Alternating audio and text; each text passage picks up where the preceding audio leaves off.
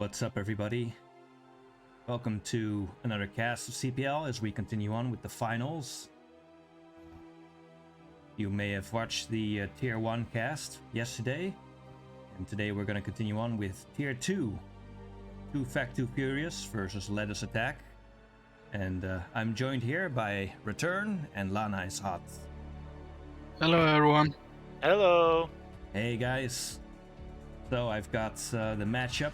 I don't know if you guys are watching the stream, but I've got a matchup slide up on the screen, and it says Very nice. Too Fact Too Furious versus Lettuce Attack, and it just shows the statistics here that Too Fact Too Furious was ranked number 1 in the regular season, Lettuce Attack number 2, and then both teams beat their opponents in the semifinals 11-8. Yeah, it's very interesting. Yeah, it's super close matchup. And compared to CPL tradition, where generally the last spot wins, this time it will be the top competitors from the regular season. yeah, it's I don't know if you can properly call it a curse, but if it is, the curse has been lifted.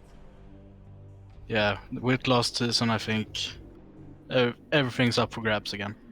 Yeah, and yesterday's cast, the Tier 1 cast, actually ended 3-2 for Lettuce Attack, so it's still super close right now.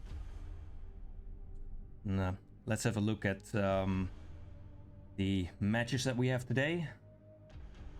So here we have it. We have Bagel Pirate versus Refrigerator, Death Star versus Leonix, Nice Pants versus Blobfish, and then finally Slip In Cider versus Manadog, ATVT.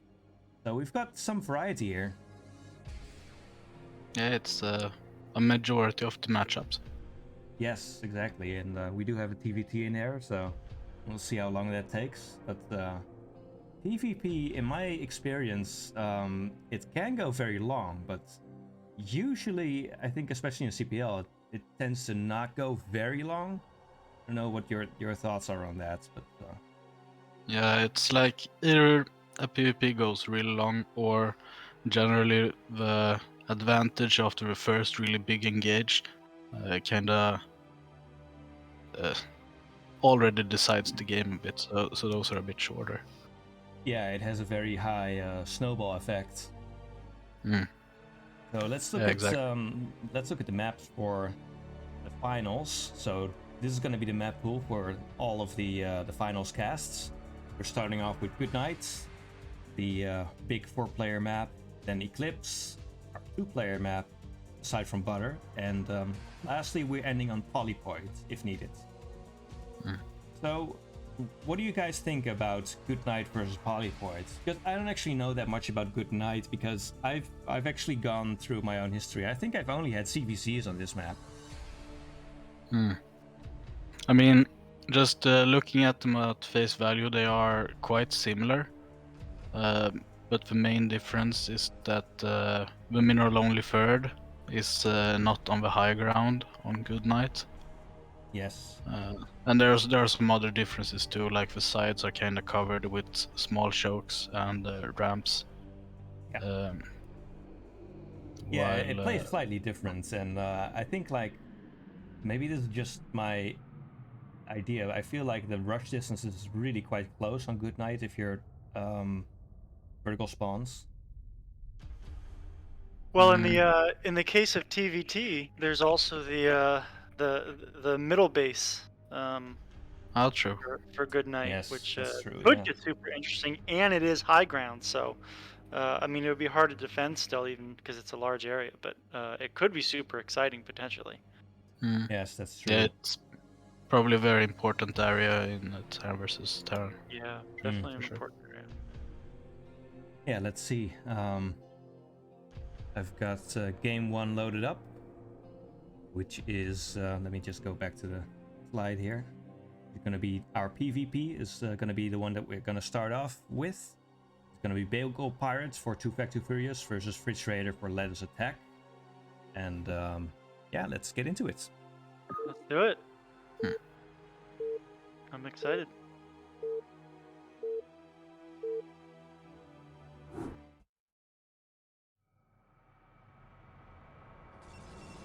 All right, Spawning in the top left corner, it's Fridge Raider for Let's Attack. And in the top right corner, we got the Bagel Pirate for Two Factor Furies.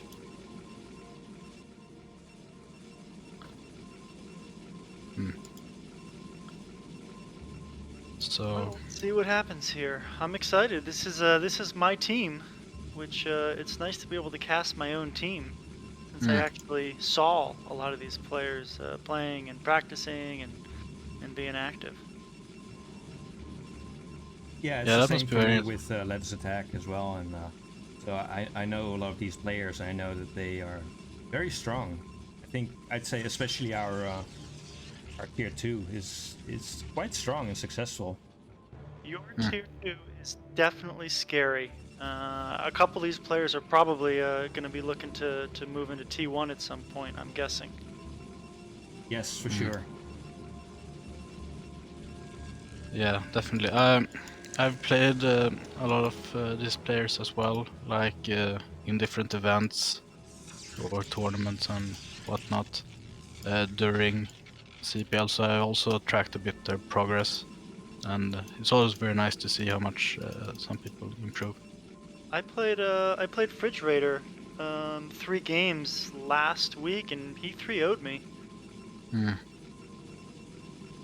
Yeah, Fridge Raider is good. We see here that Fridge Raider seems to be going for a 2-gate opener, which...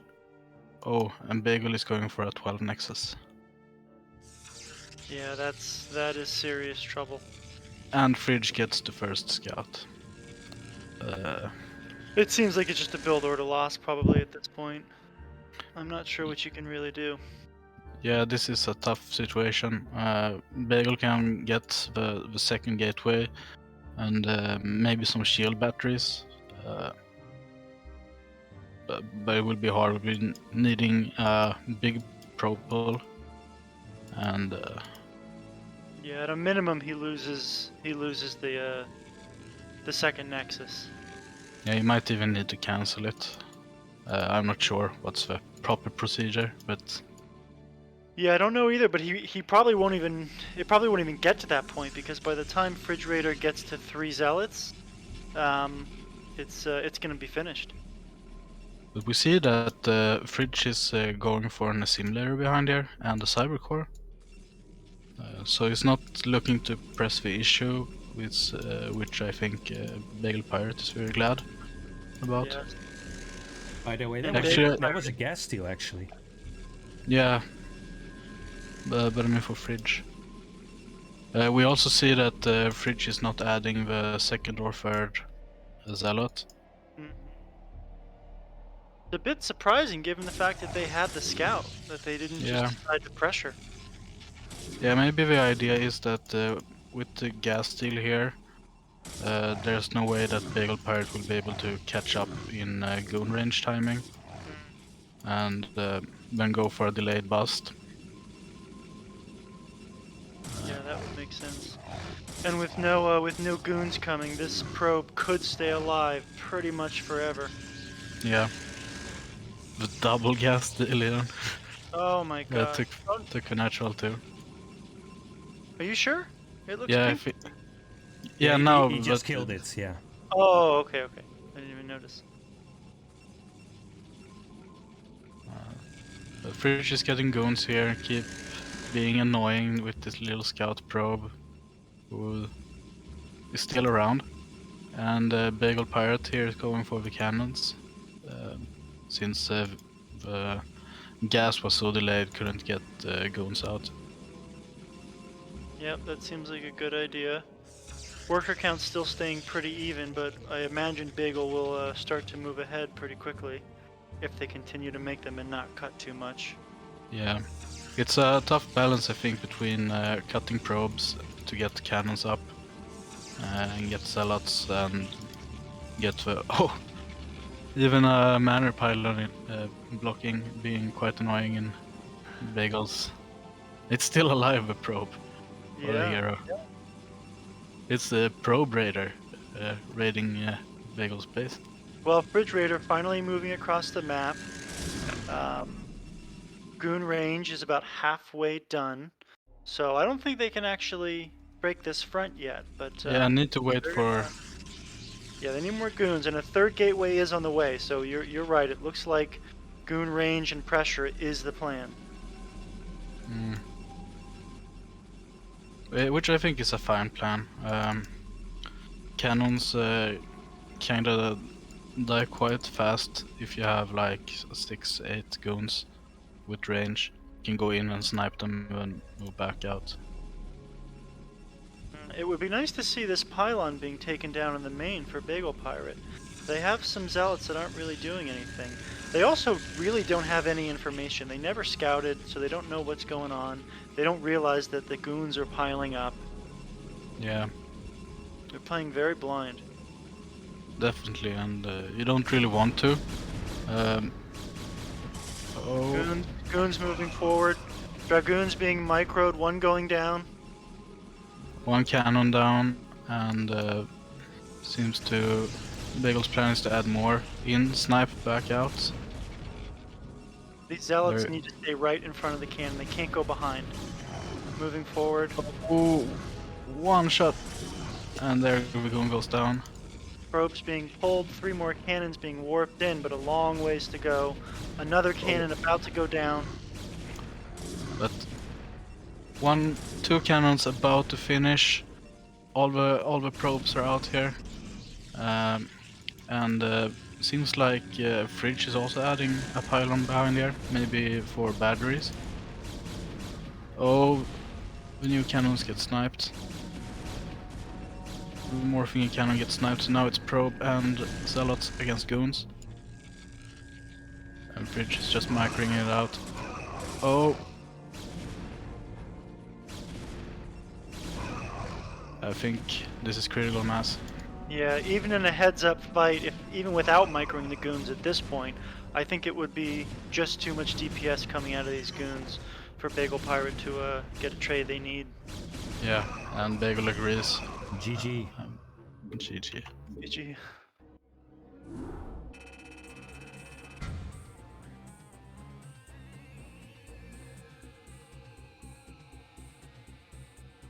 I wonder what Bagel was thinking during that, if perhaps they needed to send a scout out to try to get a little more info and realize that they needed, double the amount of cannons. It's tough because you don't know if a Reaver is coming, you just don't know. Yeah. Yeah, it's tough since you need to catch up on the tech, but at the same time you need to get the cannons up, and you need the probes. So yeah, it's a lot you need to do at the same time. Yeah, NCX pointing out that double gas deal was nice because it just forced cannons and zealots. The Yeah, goon exactly. range and more goons for Bagel was just so late. Yeah, generally I'm adverse to gas steal. I often feel that it doesn't really give as much, but in this game, in that last game, I feel like it really did contribute since it narrowed down the potential paths. But Bagel could have gone after opening 12 Nexus. So I think that MVP was partially the pylon in the main, which lasted until just like 30 seconds before the game ended. I mean, that probably ended up being hundreds of minerals. yeah, for sure. Was one caught there and then disturbed the mining of the others. I mean, in general, the probe probably distracted Bagel a lot in that game. It Yeah. was swiveling around doing his business. All right, let's have a look at the second game, which is going to be on Eclipse. So totally different map. Let's get into it.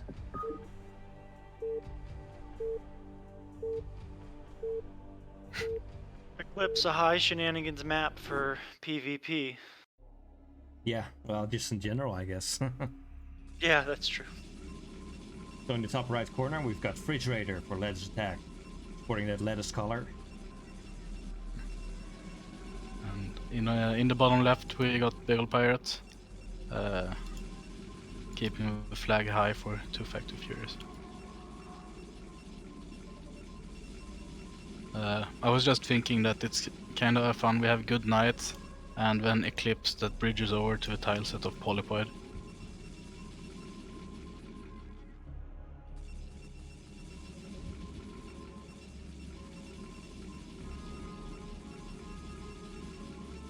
I wonder how Bagel's feeling after that Nexus first.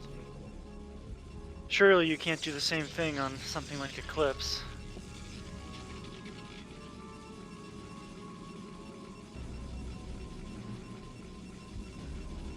On the last game, I guess he got pretty lucky by getting the first scout, allowing him to steal the gas.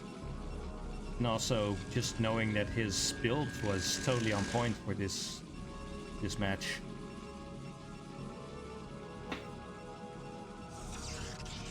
We see no proxy action this game. Or early scout gas deals. Same exact build across the board for both players so far. Scouting at the same time, maybe gonna meet in the middle of the map. Looks very probable. Hello, hello. Likely means no shenanigans is happening right now with the scout at that timing, I think. Refrigerator in the chat. No gas from refrigerators, we're getting a second gate, so we have some divergence here.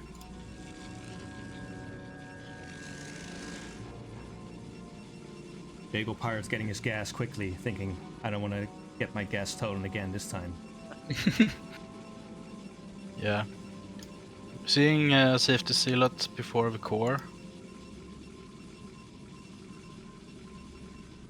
From Bagel. While Bridge seems to transition to a 2-gate opener.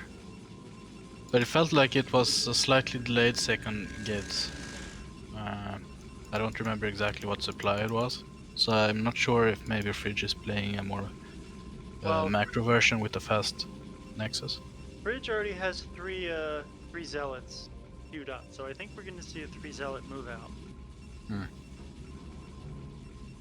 And it looks like gas is now going up for refrigerator as well. And core is about halfway done for Bagel.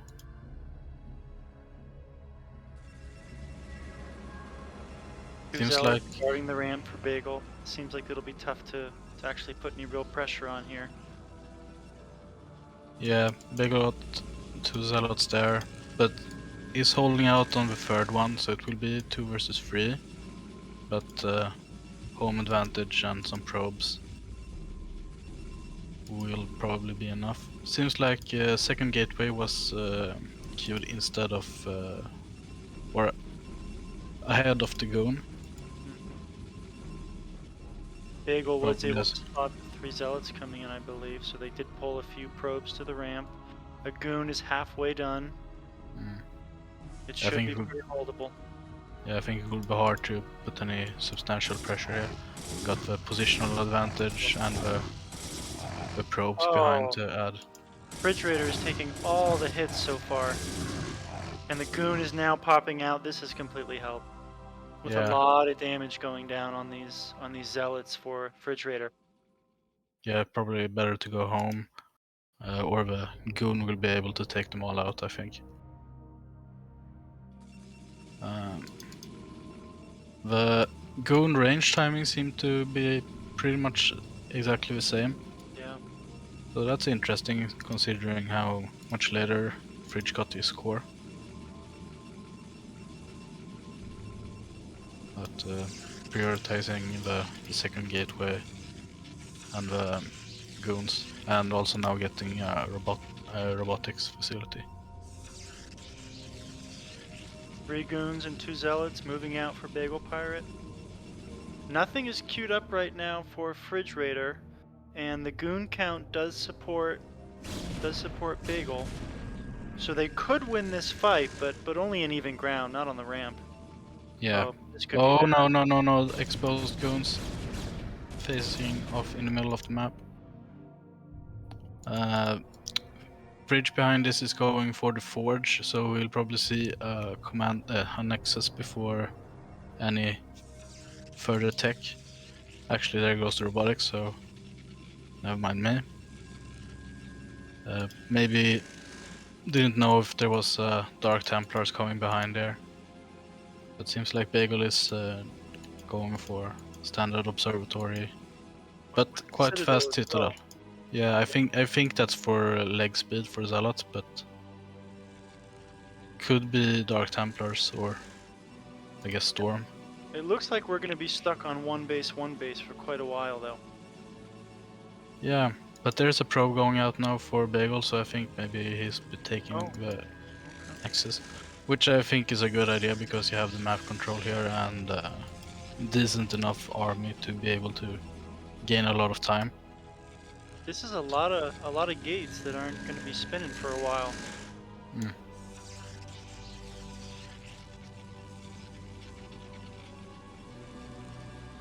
Yeah, Goon true. count pretty large for Fridge Raider at this point.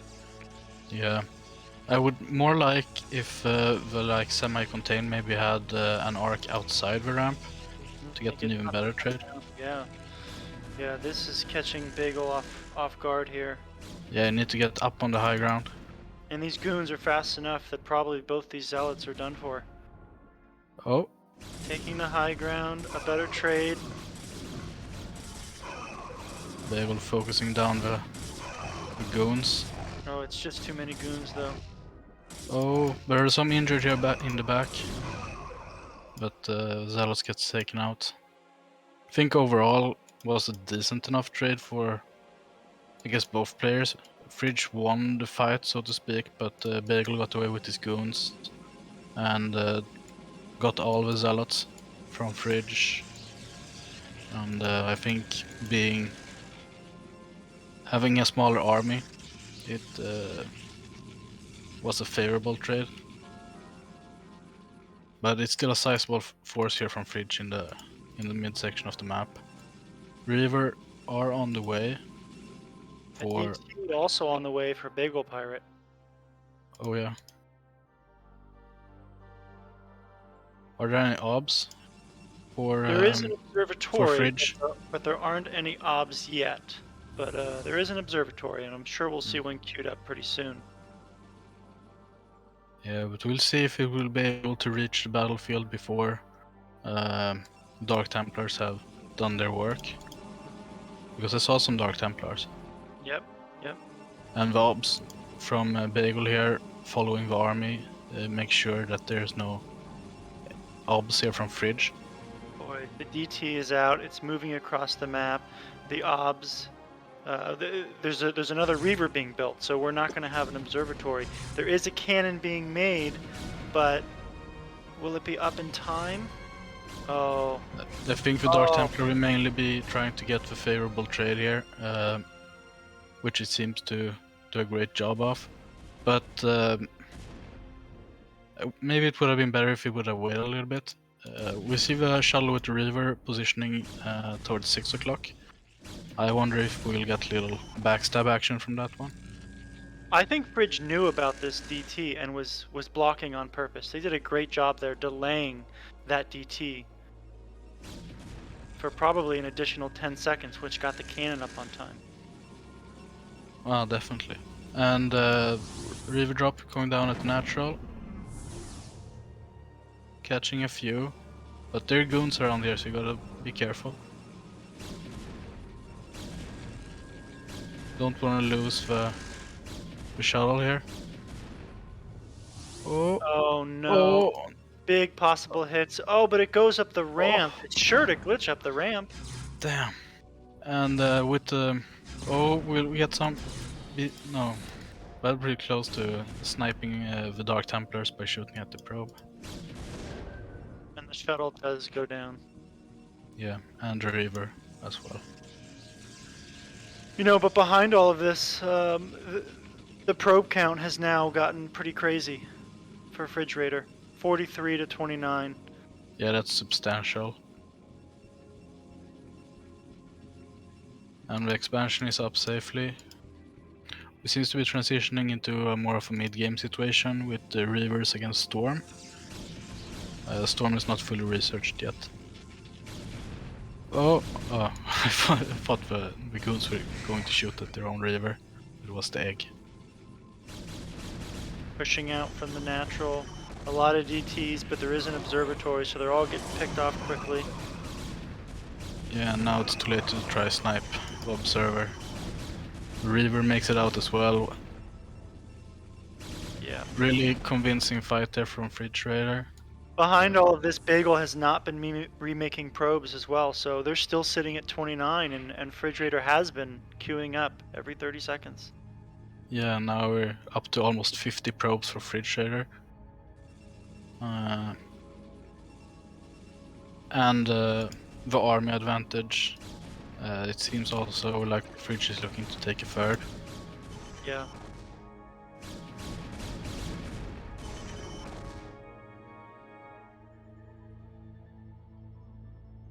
Also now getting the Citadel of a Dune here.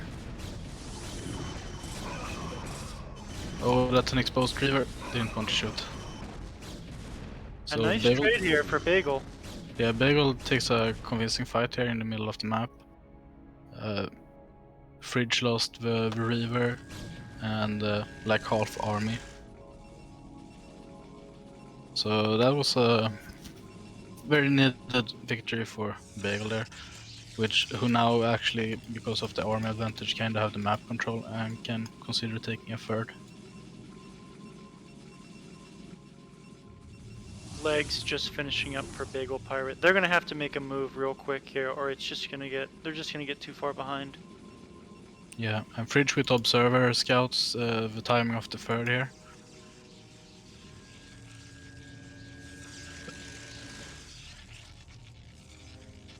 Bagel is still disastrously low on probes though.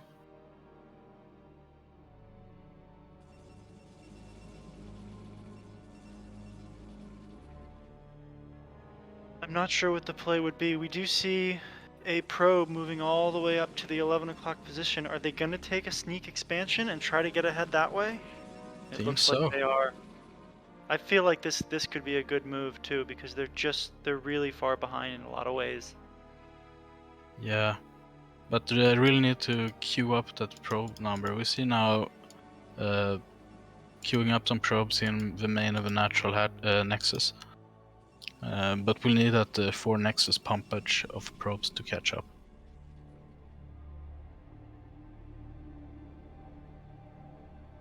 And probably need to also claim the high ground. I guess this is also a pretty decent position, being in like a crescent position with the army. I like the observer going around checking out to see that Fridge is not trying to do something sneaky like taking the expansion at 11 o'clock. Yeah, this will tell them they just need to defend until that fourth base can kick in and they can get ahead again. But they do still need to make a lot more probes in order for this to work. Yeah. It doesn't matter how many expansions you have if you don't have enough probes to man them. Yeah. Also, I feel like maybe having one observer with every unit stack to try clear out these enemy observers is quite important. Since if one observer just sees few probes go towards 11, then Fridge knows directly that there's a sneaky expo up there.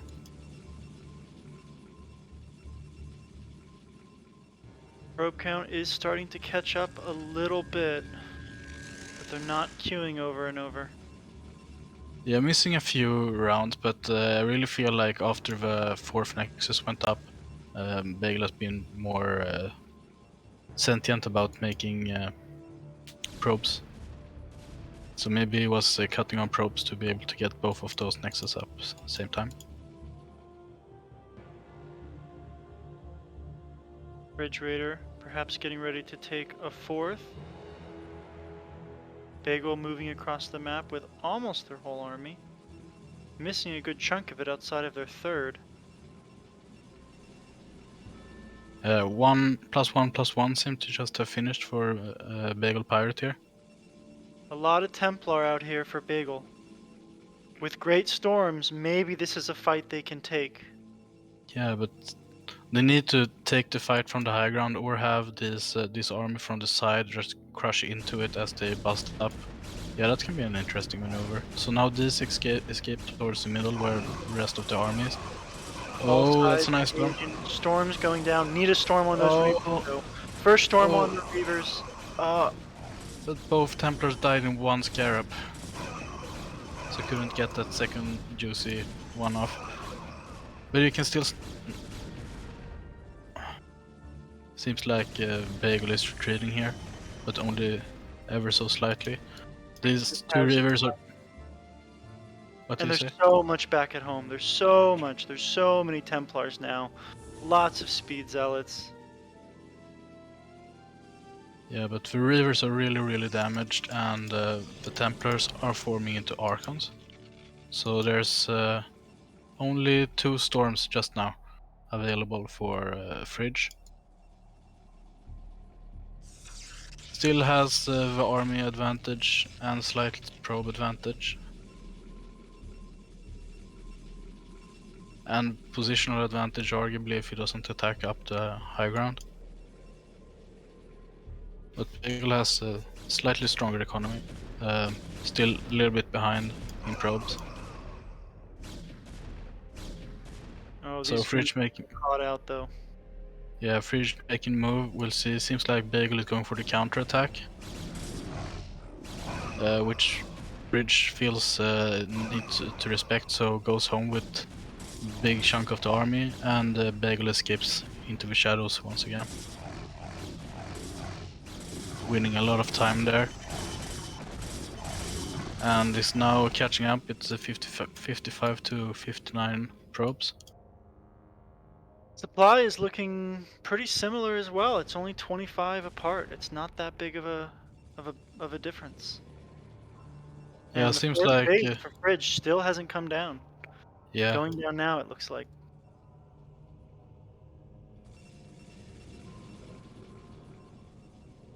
I think Fridge Trader is having a slight gateway advantage. Now making some Dark Templars here, which I think is a good move since Bagel hasn't done a ton of observers and have them mainly scouting around.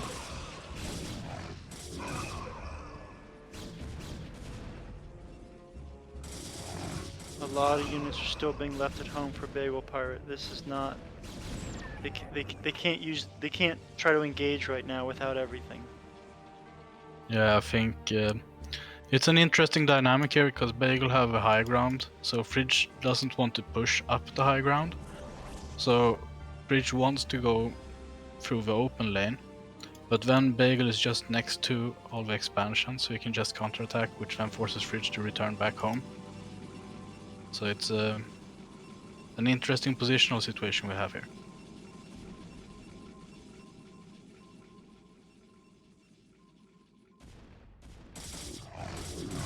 Fridge denying the...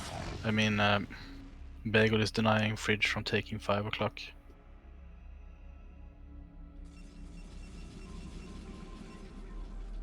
So it seems like now Fridge is ready to go. Yep, pushing uphill. A Dark Archon is also there. Maybe to feedback some Templar.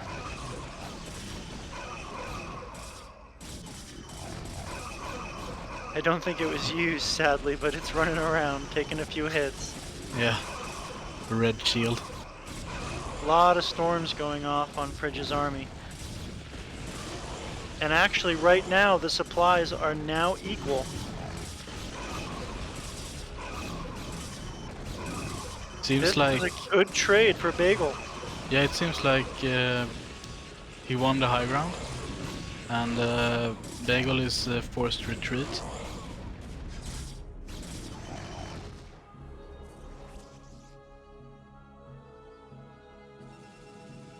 Bagel now has the supply lead and a probe, a smaller probe count, so their army is probably a little bit stronger. Yeah, and also slightly more upgrades.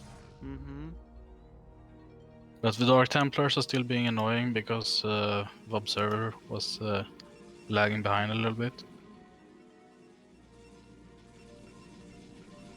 Now Fridge 4th is being activated. But I think Fridge still doesn't know about 11 o'clock, but there's an observer going there. So I wonder what the counter reaction... Oh, it stops just before.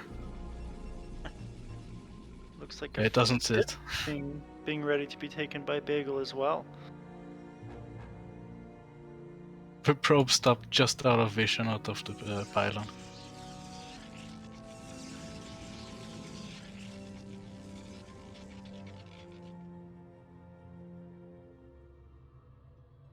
A lot of upgrades going down for Refrigerator.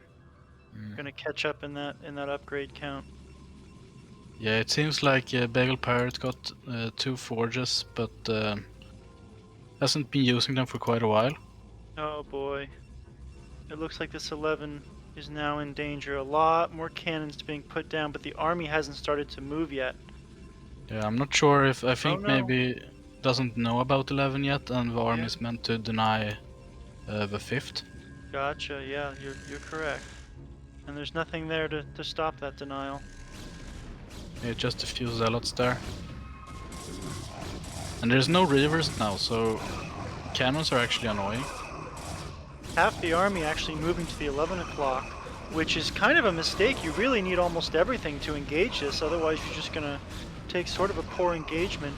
Bagel's army is reacting and moving towards the 11 o'clock to try to defend it, but it's probably going to be gone by the time they get there. There's a few units at the 10 o'clock that are slowing down that main army.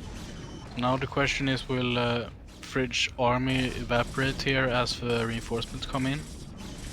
Or will Fridge take a... Oh, that storm is hard. Yeah, nice storm damaging all these goons. Seems like Fridge decides to just move out, but gets flanked there by the... Oh, the army was already attacking the 4th. Maybe that's why Fridge retreated. More units being brought from the natural refrigerator. Oh, that storm. Storm going down on the probes. Almost equal in probe count at this point because of that storm. Seems like Fridge will hold the... But there's a lot of units here on the top left. And at the rally for Bagel. Well, and they didn't lose the Nexus either. They had managed to hold on to it, so they could get that mining. They've queued up probes there.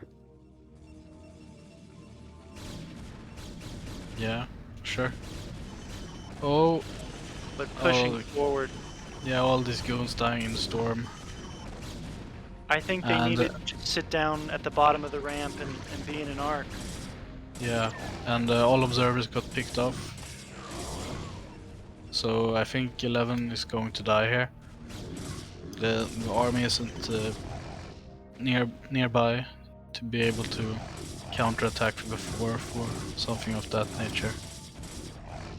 There's a lot of army down at 5 o'clock, but there's no expo going up there.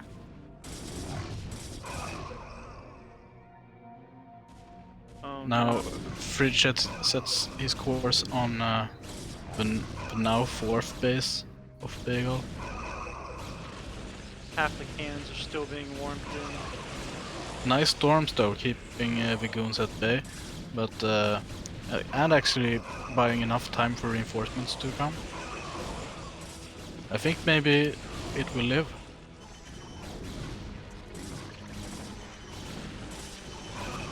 A lot of goons going down.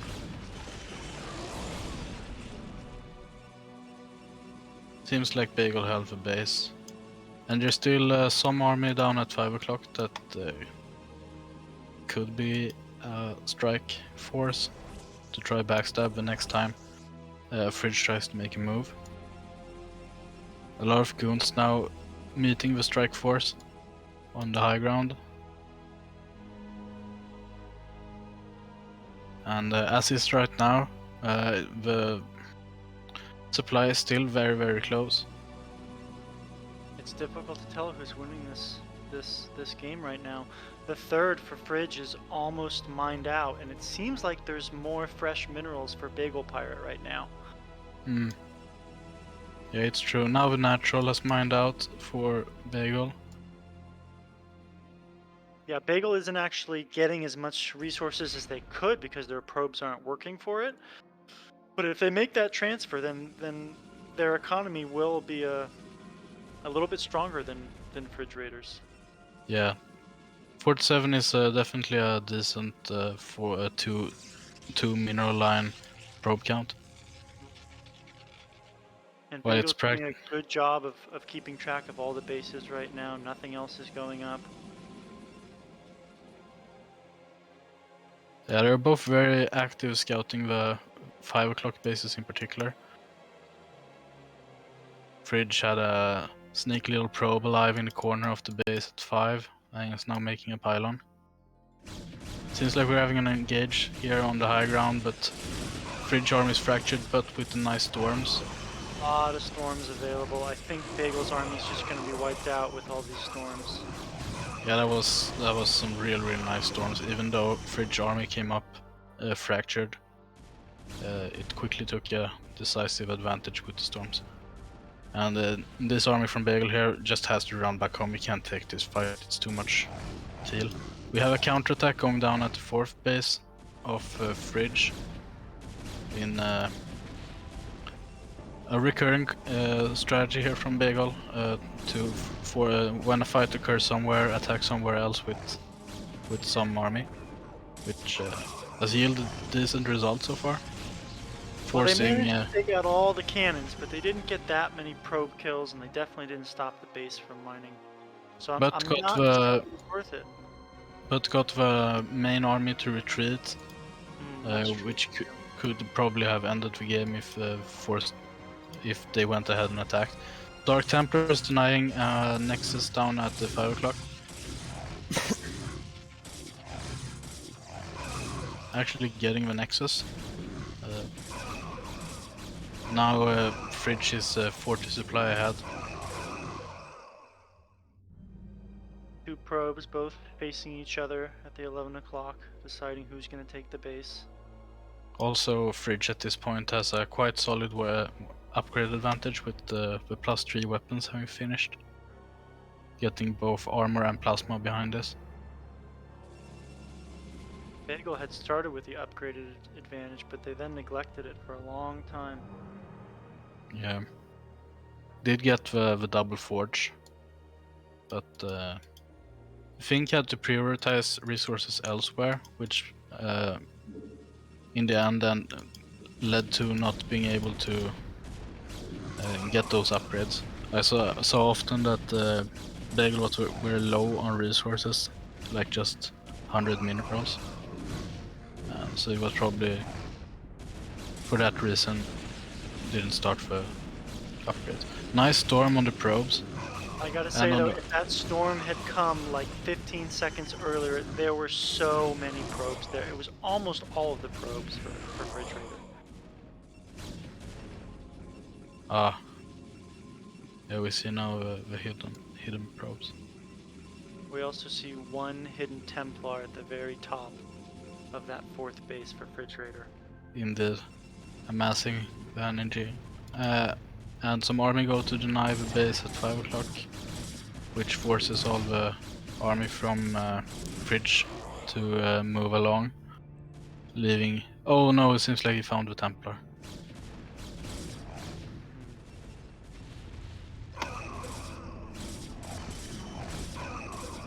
Catching this probe train.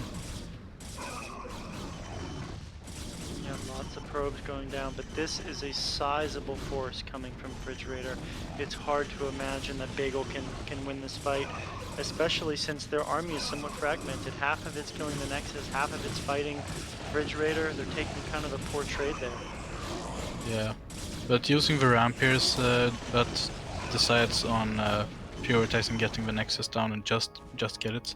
There. Oh, there's some Zealots down here too. This is a group of Zealots you kind of don't want to lose though. Yeah. Now another attack to Free Trader's 4th base. Oh, so many zealots, so many probes here. This is almost all of the probes, isn't it? Yeah, I think it's so. There's some on gas here and there, and a few idle, but definitely First a time lot of the they've probes here. taken the probe lead by 16. Now they still can't actually use all 46 of those probes on one base mining, but they at least have a base mining. Yeah, and by the virtue of Storm, almost gets all the zealots and saving the Nexus. A high Templar. Bagel taking the probe count lead and the overall army count lead. Or supply lead. Yeah. And has got the robotic support bay, which is interesting. A nice storm going off at 11 o'clock, pushing those zealots back. There's plenty of army to stop this base from being taken back. Yeah. Bagel is collecting his army here at the 4th location. I'm starting to get worried for Bagel. They need another base soon. And Nam doesn't realize it, but Refrigerator has a really large gas bank. I mean, they could turn that all into Archons. the Archons and really just run through. Yeah.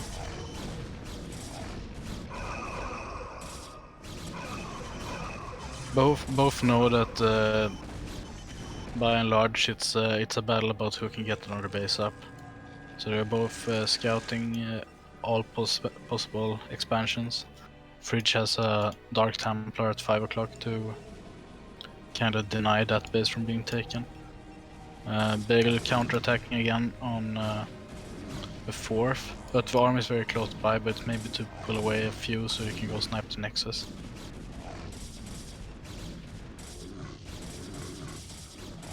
A lot of probes. Probes going down again. The Nexus being going down as well. 2 goons going Havoc sniping some Templars and cannons at Bagel's 4th. Actually finding a nice little angle to snipe some probes. Refrigerator realizing that they had a giant gas bank, and now we see all the Archons. This is almost 8, 10 Archons. Yeah, this is a lot of Archons.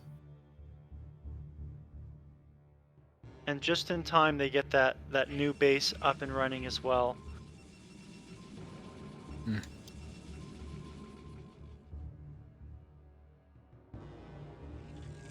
Meanwhile, Bagel trying to get another base established at the 5 o'clock.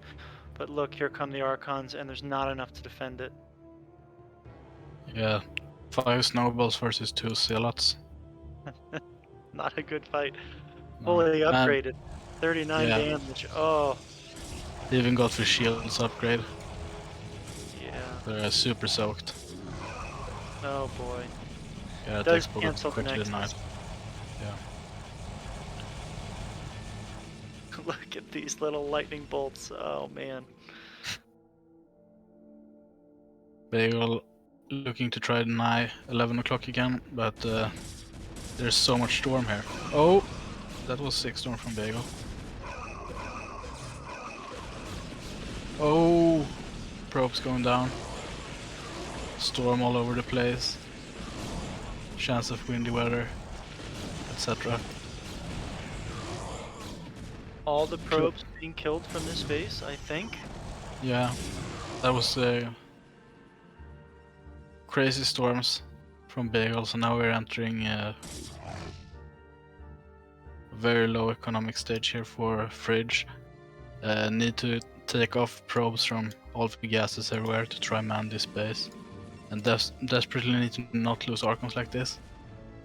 Yeah, Archon go home.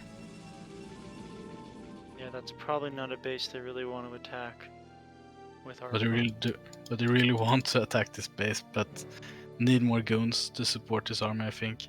or offensive batteries on the high ground, but at the same time there's no probes, so need to prioritize getting drones.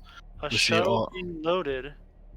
A lot of the probes being moved to the 11 o'clock base. Where's the shuttle? The shuttle's probably Oh, spotted. This is a yeah, it's lot of Archons. there's a storm drop going down at 11. Oh.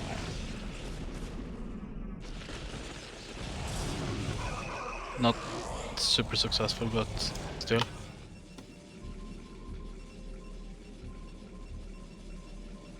Dark Templar killing some probes in the middle of the map.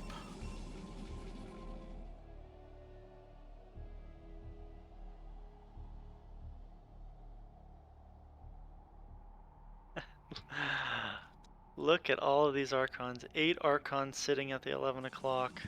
This is not a bustable base at this point. Lots of other Templar with high energy. Yeah, I think Bagel would need Reavers or something to deal with that many Yeah. Archons. Storm too, I guess. Also good. But Dark Templar killing another probe trying to get the expansion up. Oh, and now the observer is here. So Jig is up, Mr. Coatman. 17 kills on that Dark Templar. The very last minerals being mined at 9 o'clock. Juked. The Dark Templar gets out. Will he get a High Templar on the way? No! They're one hit away.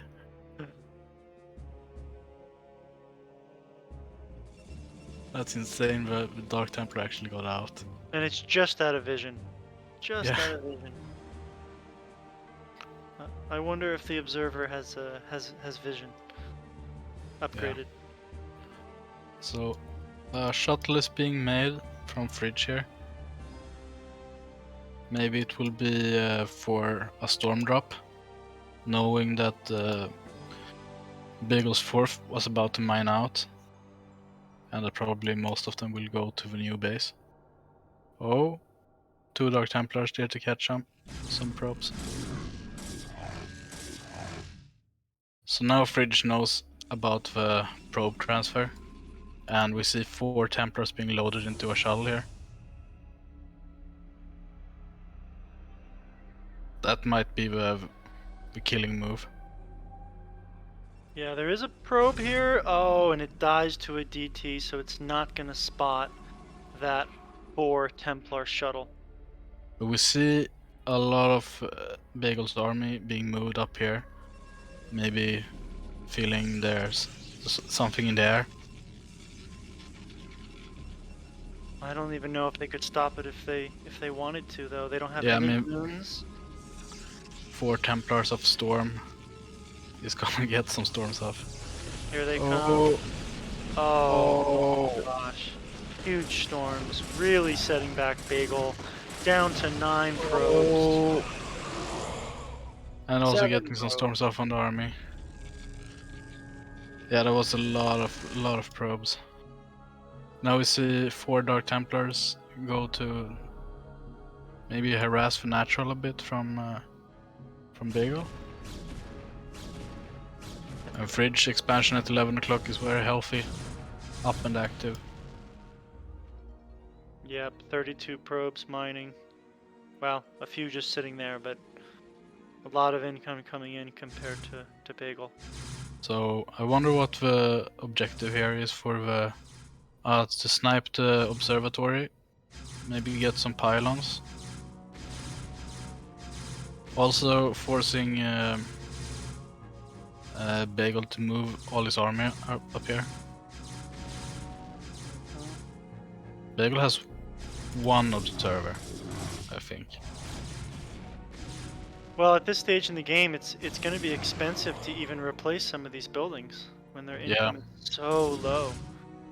Yeah, especially since you just lost like all your probes. And actually, Bagel has a very large gas bank.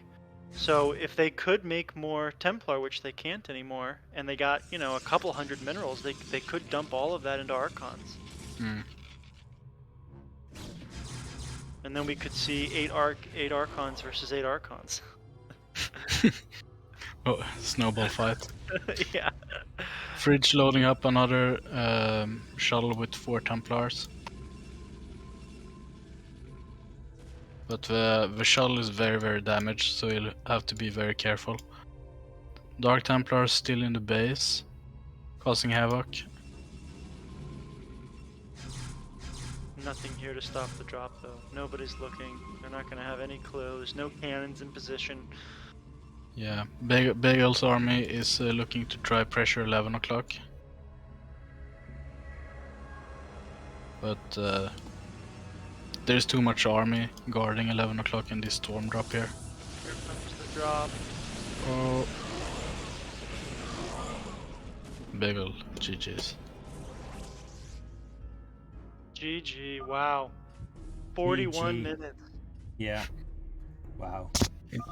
What a It's game. it's just as we were talking before the set. PvPs, they either like end that with a big push, or they go long and epic. Yeah, that was kind of ridiculous. People in the chat saying, wow, it's still going. 40 minutes PvP. But yeah, that's gonna be a 2-0 from Refrigerator. Really nicely played. And yeah, those were some pretty amazing storm drops as well. I think at that point he already had basically won the game, but that was really the nail in the coffin. Yeah, for sure.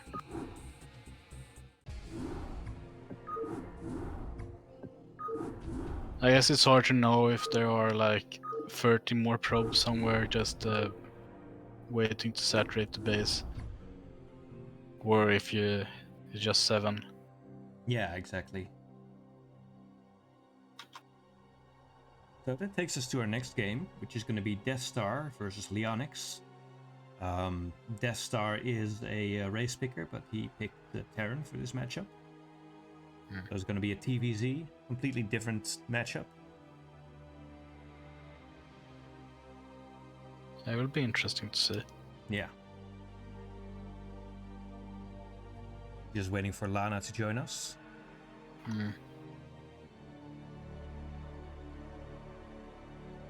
Oh, apparently not. Lana is going to be back next game, I think. So we're going to go and continue on with this. Alright. So this is going to be Death Star versus Leonix, a TVZ on Good Night.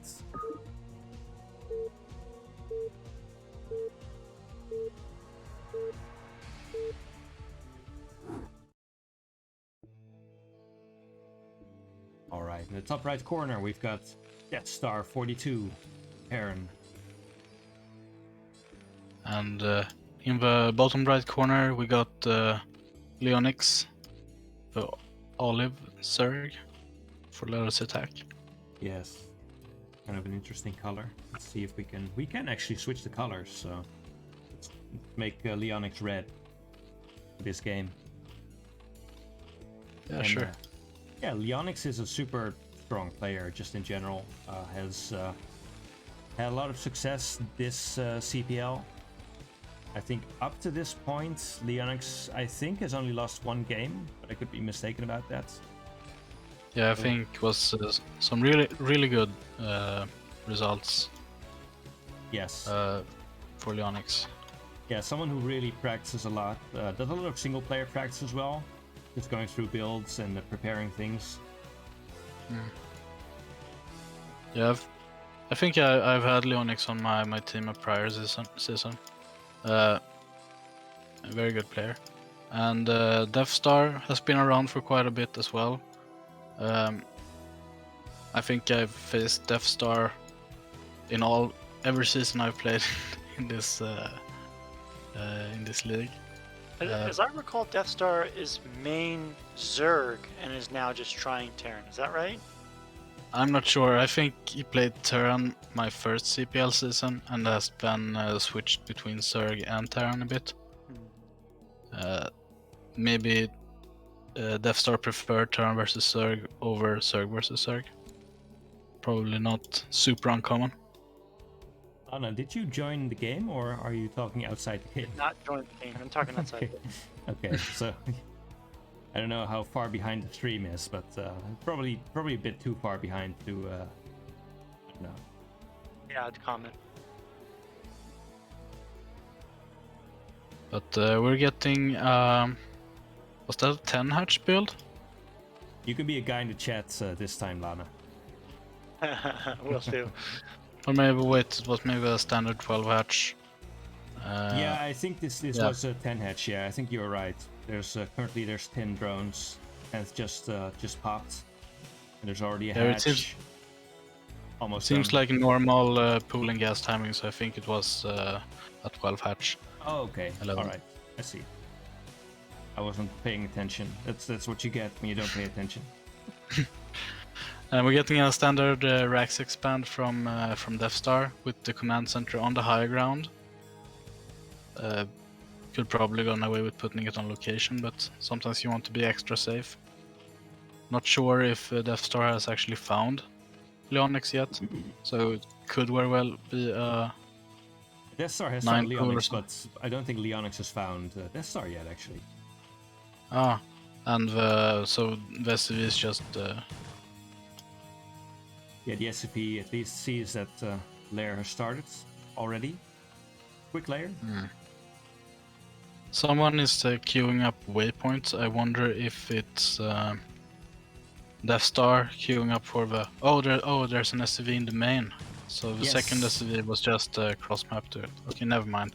So probably it's the SCV here being queued up for. Yes, I think so. Oh, and Ling's Get, running up to Oh. just too many Marines to be able to take on. Yeah, if you can't get some surface area, you can't win that fight.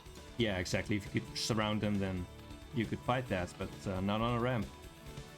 I'm not sure if you could actually see the command center going up the ramp. Probably not. I'm not sure. He might have just barely seen it. Yeah, because as is now, if you just look and you see no command center at the past 4 minutes, there's a high risk for shenanigans from the opponent, maybe like 2-port Wraith or something of that nature. But seeing as if he did see the command center on the high ground, then you can proceed as normal. And Leonix actually was making a second creep, but cancelled it, so seems to feel perfectly safe right now.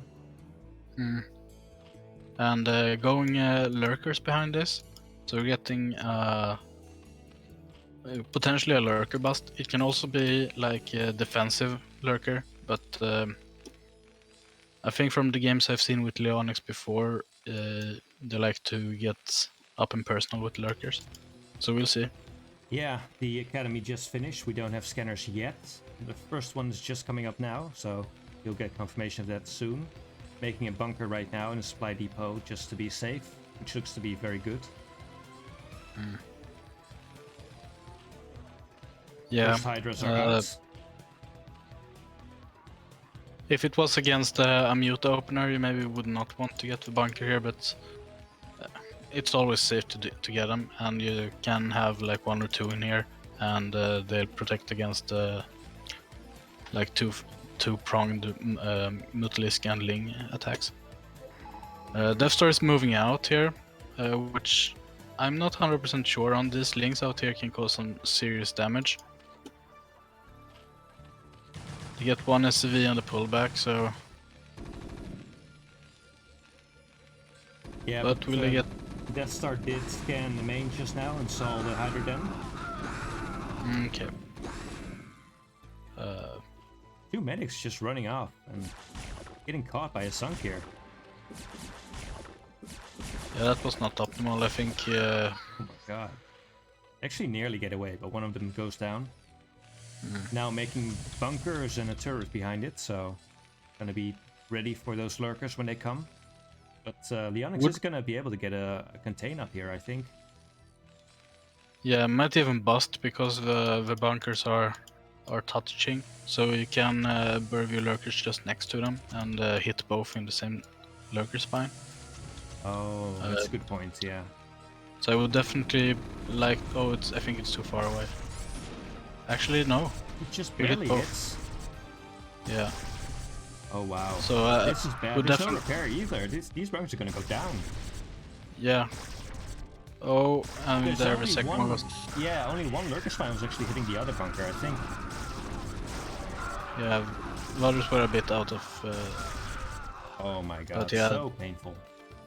Yeah, that's not up. I would really like to have seen the bunkers a bit more spread out.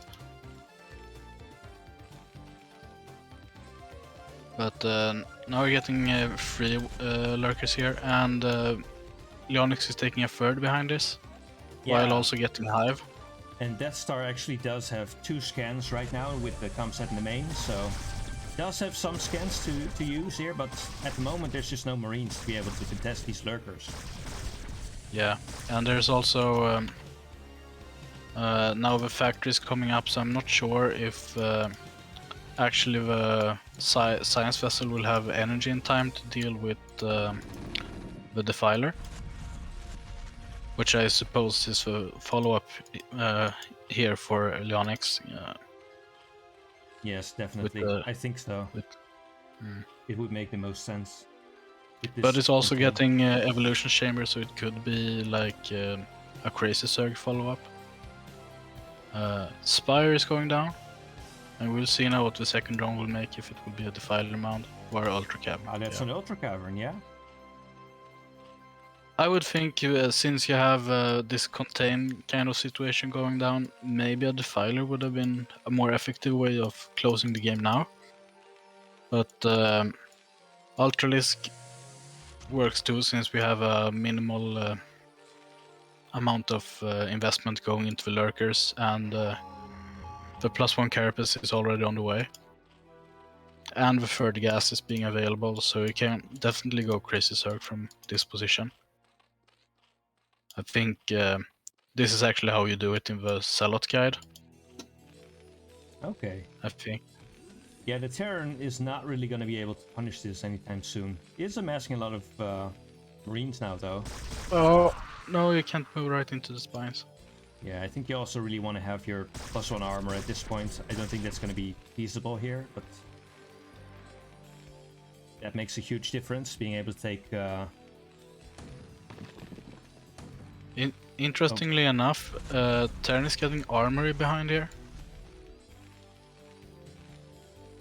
Yes? I'm not sure if it's for Valkyrie or if it's to get stronger tanks, expecting maybe Hydra Lurk behind this. Yeah, and a starport with the control tower also going down. But we do have a science facility, so a third command center. Yeah, I'm not fully sure what the transition idea here is. Maybe it will be like a mech switch. Getting +1 for the tanks. So maybe expecting a Hydra Lurk of some sort.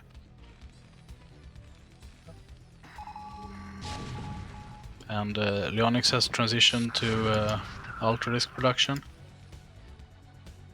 Yes. Lurkers being pushed back.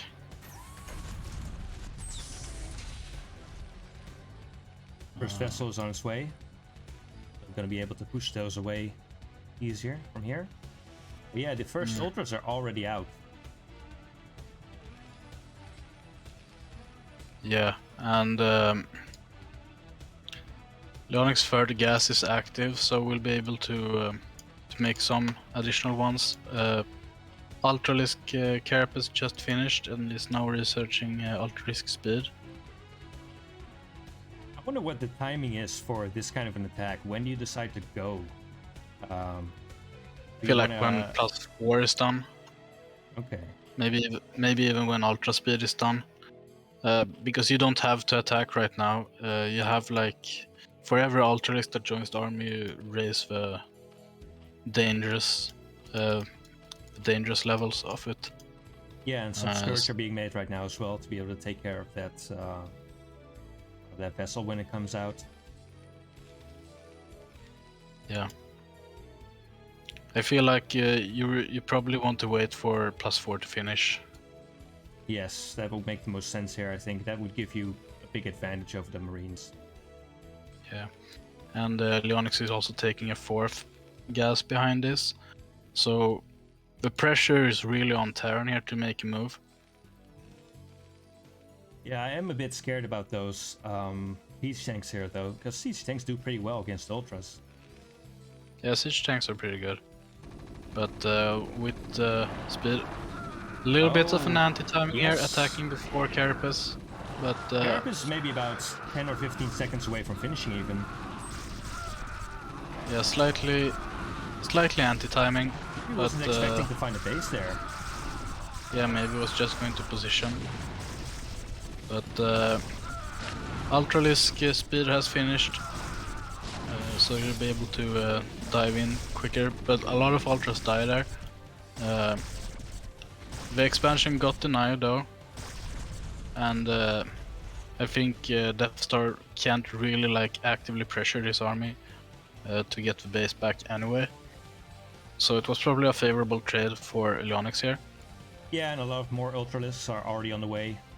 A bunch are sitting outside the natural, a bunch more in eggs, so this is going to be really difficult for Terran to hold on. Yeah, and now the fourth expansion hatchery is up, so Leonix will be able to take a fourth gas.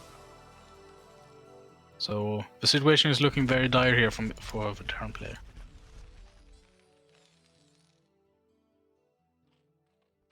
Lings being mixed in here as well, just a lot of extra damage.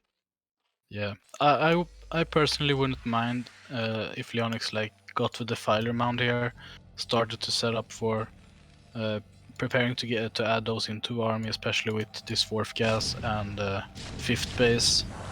Oh, Lurker's going being up. fished into the firing range there. Just pull them back. Oh, now the attack, just as a dropship was loaded up, filled with units. Yeah, and going for those siege tanks, and once those siege tanks are down, I think the backbone of the Terran army is gone. Yeah. There are 3 more though, so we may be able to just barely hold on here. It looks like these ultras are just strong enough to be able to push through here, I think. Yeah, and it comes 3 more from behind. Yeah, that's just too much, I think. Yeah, need to run into the bunkers, and then hope for Repair Sagi to save you. Repair Sagi is not showing up. Repair Sagi is not happening, yeah. It's gonna be a GG from Death Star. Very solid play Yeah. from both players, Leonix in particular. Yeah, very well done. Very tight build. For sure. Let me put a 1 on the board there for Leonix. Yeah, Crazy Turk is just always very difficult to deal with as a Terran, I feel. You need to really be on top of your upgrade timings, and I think diverging into tanks here delayed it too much. I mean, diverging into armory and +1 weapons for the tanks.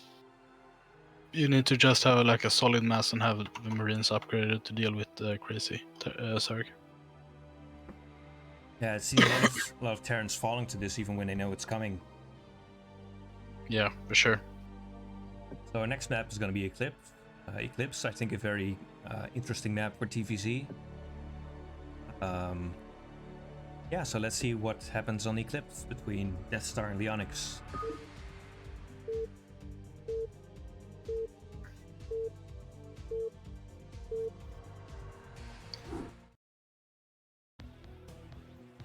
Okay, so we got that Terran music this time.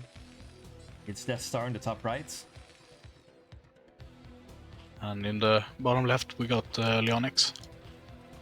See what the colors are like this time. Looks like it's purple and red, which I think is okay, so maybe we should keep those. Yeah, that works. Oh, and by the way, Lana just joined our game again.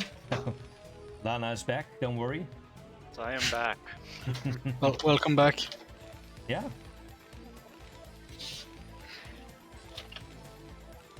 It will be interesting to see what's going down now. In my experience, Death Star likes to do like 1-1-1s and that type of build, but last game he played it very standard. 2 racks, racks, command center, racks for an academy. So it'll be interesting to see if he spices it up with something a bit unusual, or continues to play standard this game.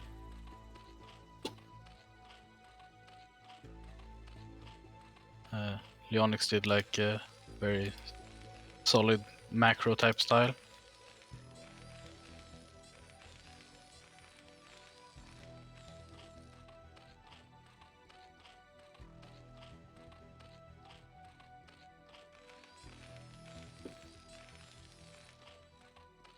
Getting the racks up, and seems like Leonix is going for a 12 hatch again.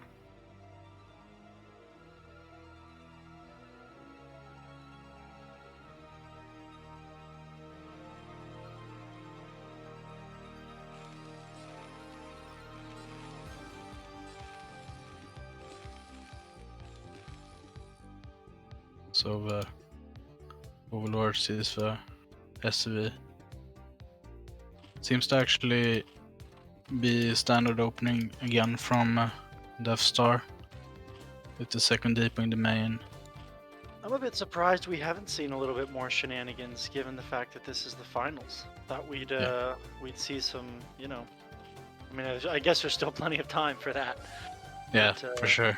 But maybe everyone's just trying to play safe and standard and doesn't want to risk anything. Doesn't want any bad losses or their game to be casted where they went 5 pool and lost. Yeah, true. But definitely, I think a good idea is to mix in something a bit off center. Yeah, Preferably maybe. Yeah, for sure. Maybe, especially in game 1 or 2, and then maybe play safe if it goes to game 3. But you need to make sure you're not too predictable in a best of 3, so the enemy doesn't get away with just abusing that you always do similar type styles. But it will be interesting to see here. Leonix is doing a standard 2-hatch lair opener. Death Star is getting the command center on location this time. Some lings are out. Oh, seems like Leonix is hiding a few lings inside the base. Sneaking past just in time. Lings are... Ooh! One of the lings was seen. Now they could maybe infer that there's more lings if they even saw that one ling, but it'd be tough. Yeah. Death Star is getting the bunker though. And I don't think Leonix has gotten ling speed. No, it's just starting now, which is a bit unfortunate because it would definitely put some killing power in this ling army. But yeah, so do we need to see a wall here though? The bunker's still not loaded. The bunker is now being loaded, but they're running past. oh, A little block on the ramp though. SCV's getting in the way. Bunker being unloaded. that drum bay would have been really, really effective with ling speed. Some lings still at the natural. Yeah, 2 at the natural, 4 in the main. The Marines are slowly picking off the main lings One though. going down. Some now the lings making their move, taking down the bunker at the natural. Being joined by the ones in the main. If there were lings coming behind this, and it seems like there is, I do like the move because the bunker is detrimental to the power of the lings. We're getting lurkers again from Leonix behind this as well. And Overlord is picked off. That's really painful. Lings Need coming in. Looks like they're going to get a pretty good surround. A little bit of micro pulling them back. Yeah, but that's too many lings for this amount of Marines without SCV support. Yeah, needed a couple SCVs. And now surrounding the bunker, plus not even Marines came out, it was the medics that came out, so we're not going to see Marines for a little while here. A lot of damage can get done until that happens. Bunker going up in the main. And barracks are being focused. So the Marines get out alive and mans up the bunker. I think here, as Leonix needs to wait for the lurkers to arrive. There's actually no hydras out, so can't morph any lurkers as is now. I think trying to snipe this bunker would be too cost ineffective. Behind this here, Death Star gets 2 more barracks, still no comsat. Would need maybe some fire bats as well to support here.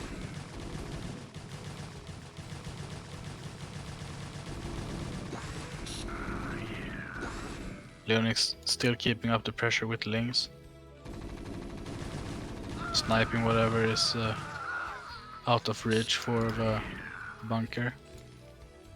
Now we see the first lurkers being hatched.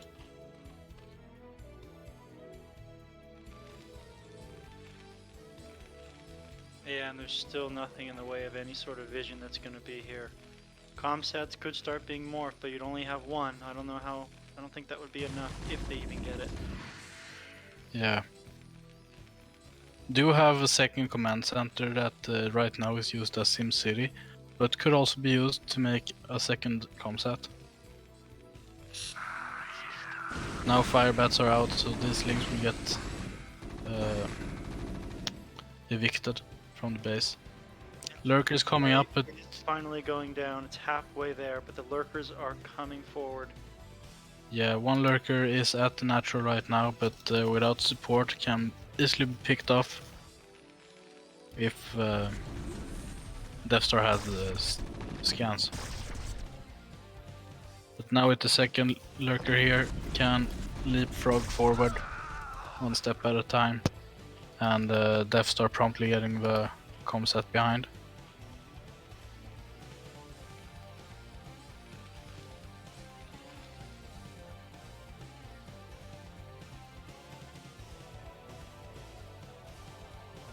No And, turret need yet. Okay, a turret finally going down at the ramp. Interestingly enough, behind this, Leonix is getting an evolution chamber and a queen's nest, and mixing in some drones in the rounds of lurkers. So Leonix is looking to set up a strong contain here outside the ramp, which I think is a good move. And behind this is actually transitioning. Carapace being done again, so we might see similar type transition as last game.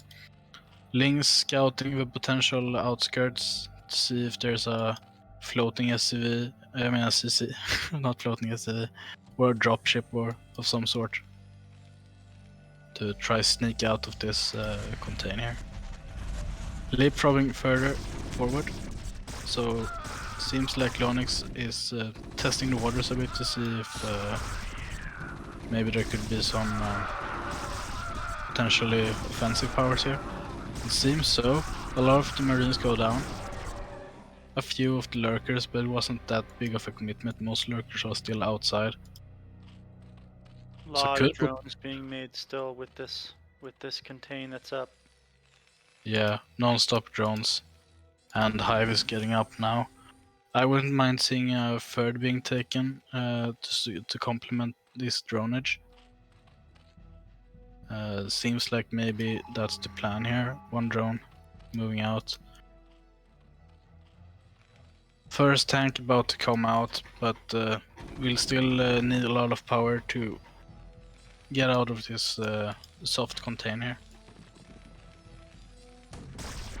Looks like the third base is about to go down on the high ground. The tank is out. And Leonix leapfrogging the lurkers backwards. But really, with only comm stats, it's going to be hard to actually put this back. I mean, they're not going to have a scan for quite a while. Yeah. And the tank almost going down, pushing a little too far forward. Yeah, and one Ling soaking up one of the damage volleys to further slow down Terran move out. Now Nidus is being made, Ultra's Cavern going up, and the Spire getting up. So, same setup as the last game for Leonix, but a more effective contain with the lurkers here because of the early links. Very healthy drone count as well. Yeah, totally caught up in workers as is now. And also during this, before Death Star lifted up the command center, Death Star was actually using the second command center to make SCVs.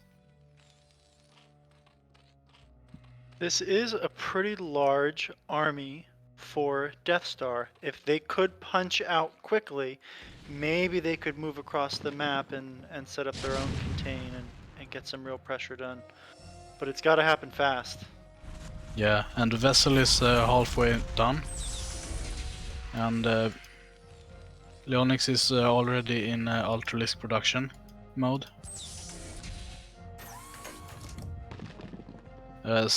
Only +1 carapace though, so they will be +3, but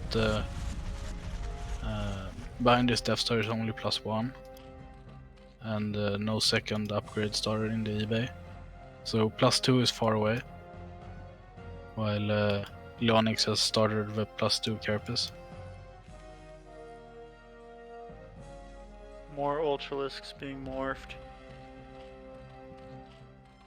Death Star maybe getting ready to move across the map.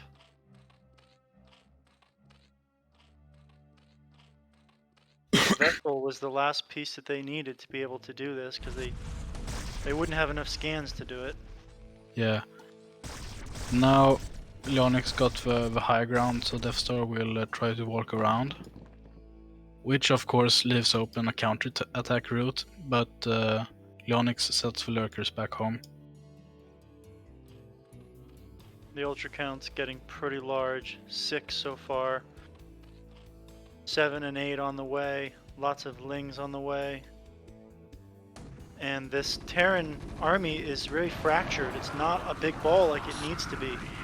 Yeah, and there's lurkers with this army too, helping in the lethality of this army.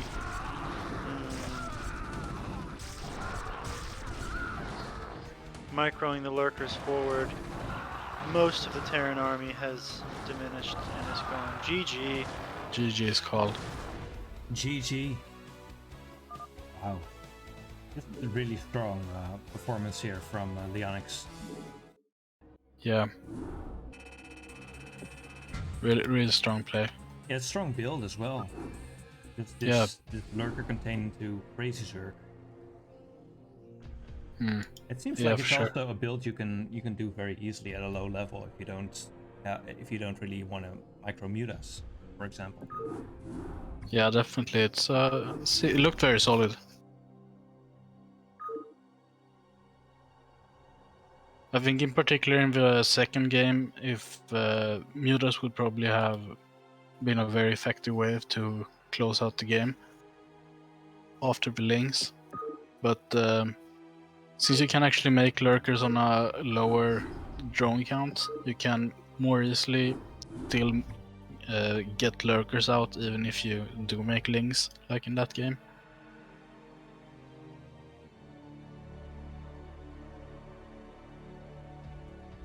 It seemed Well, like that's Death fair. Star needed to be able to hold that ramp a little bit more. They kept having their Marines a little too exposed, not in the bunker when they needed to be. Yeah, I can agree. Yeah, Maybe like, even getting a wall. Is a wall a good idea at that point? Yeah, I'm not sure. That's a good question. I don't know. Yeah, You have to ask the coaches. I saw that Shiba was in the chat. Maybe he can chime in as one of our coaches, but I don't know. He's a Terran player, so he should know. But I think he's AFK right now. But yeah, like a couple of people were saying in the chat as well, it's something you can also transition into defilers easily, I think. When you have those lurkers, you get like 2 or 3 defilers out. That sounds very strong as well. Yeah, it's kind of a you get to choose whatever you want to do when you're that far ahead. I think at that point when you have such a strong contain. Choose your own adventure of ending the game. Yeah. So our next game is going to be a PVZ totally different matchup. Still with a Zerg in it, of course, but totally different dynamics. And this is gonna be Nice Pants versus Blobfish. And so far we haven't been getting to game 3 yet, so let's see if we can ever see Polypoid in this cast. Right. Yeah, this will be interesting. The T2s for Lettuce just rolling. Yeah, They're absolutely. looking pretty dominant. Maybe except for that one PvP. That second game was quite close. All right, in the top left corner, Blobfish, the Zerg for Let's attack. And in the bottom right, in the green, we got Nice Pants.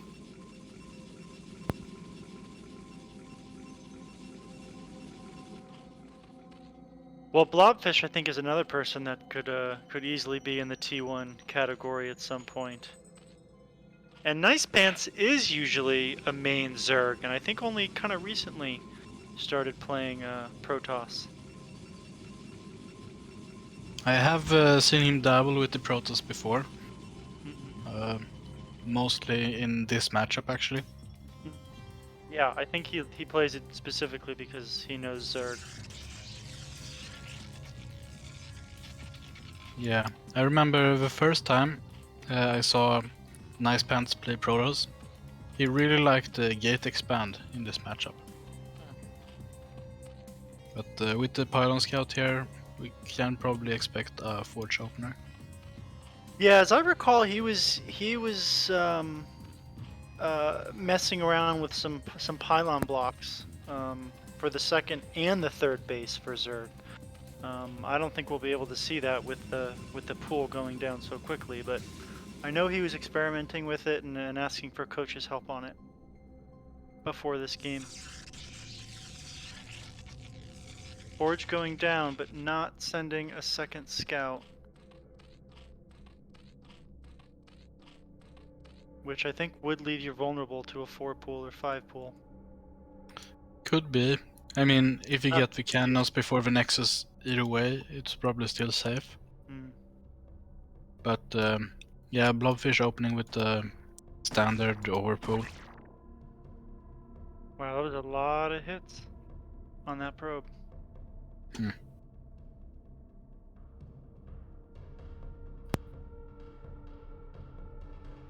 Cannon already being morphed. So far, pretty safe. 4 lings on the way. 6 lings on the way now. Nice Pants getting ready to take their natural nexus. I think being that it's cross position with the cannon up, probably will not be able to get much value. Yeah. Losing that first probe is a little rough because now they're a little blind. And we do see maybe another probe being sent out, or no, these are just probes to block. Wow, this is a lot of mining time being missed for Nice Pants. Yeah, with losing the scouting probe, you don't know if the opponent is committing hard to making speedlings or whatnot. Blobfish taking a 4 natural third, which is often indicative of Turtle Zerg, where they get by a lot by defensive structures early and try to go to a quick 4th base, meaning a lot of the offensive capabilities early. Gas being mined. We're getting a lair here from Blobfish. And a soft contain setup outside the Protoss natural. Oh. Nice Pants seems very afraid of some sort of run by. Still positioning, even with 2 cannons, still positioning 3 probes. Yeah. A lot of lost mining time. Yeah. First now saturating the natural a bit with some probes. about the same time as Blobfish third hatch finishes. Well, and right now they still have 3 probes sitting there when the Zealot could be plugging that hole and the probes could be mining. Yeah, for sure. And outside of here, there's only 5 links. Yeah, it's nothing that should really be scaring them. And it's not like speed was on the way. I think they could have tried to sneak a probe out so they could just get some vision of what's going on, see if they need to be as careful as they're being, but they didn't do that this time. Yeah, one Zealot getting picked off.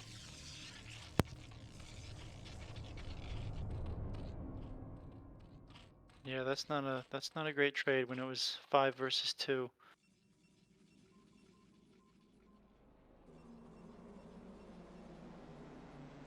Fire on the way.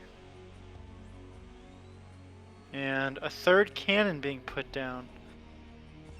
So I don't know how we're gonna defend these mutas that might be coming.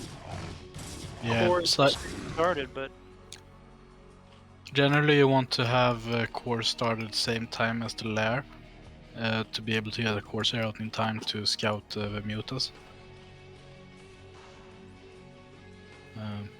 But as is now, I think mutas will be out on the map before Nice Pants is able to start teching up off the core. another Zealot goes down, looking for the 3rd base. This Zealot is also not going to survive. The Zerglings are being microed as well. 2 hits and then moving it back. They're saving almost everything, and Nice Pants losing both Zealots. Also the Overlord in the main scouting here, seeing that the core just finished, and what tech building is that? Can't click it. Citadel of Adun is going up, so there will not be Corsairs out. A second forge being made. A 2nd forge being made.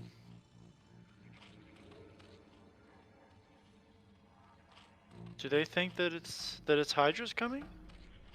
I'm not sure.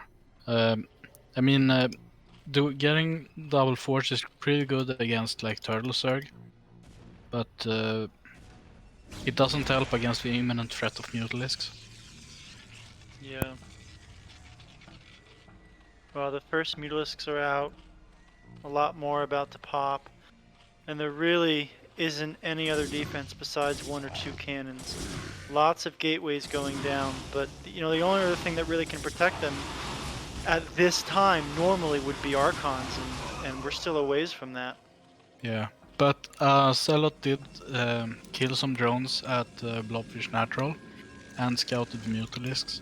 So the jig is up now, and Nice Pants is getting 2 more cannons in the main. Nice. And 2 more at the natural. But will it be enough, and will they be done in time? 1 goon on the perimeter, trying to see as these Mutalisks get in. Yeah, this wasn't a heavy commit to Mutalisks. Only 4 Mutalisks so far. 5 more being built, I guess, though. And the cannons don't cover these gateways. Yeah, you can definitely knock out most of these gateways with the Mutalisks, but Blobfish trying to see if there's any under-defended areas. Losing 2 of the Mutalisks in the process. This is a lot of money going into cannons that needs to be units. Yeah. Storm being made now. I think Blobfish is realizing how many cannons are being made and saying, okay, I probably can't engage this, that's fine. I'm just going to take a 4th base. Yeah. And having a healthy drone count behind this as well. Evolution chamber working, Hydra then being placed. And a second evolution chamber being placed, and a Queen's Nest, so Blobfish is looking to transition here. 10 drones being made as well, so they are going to be heavy macro, and in the next 2 or 3 minutes they're going to be able to hit hard. The contain's going to be strong.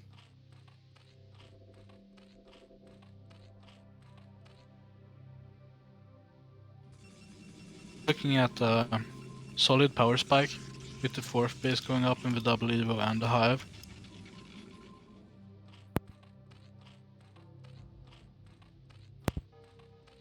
This might spiral out of control really quickly if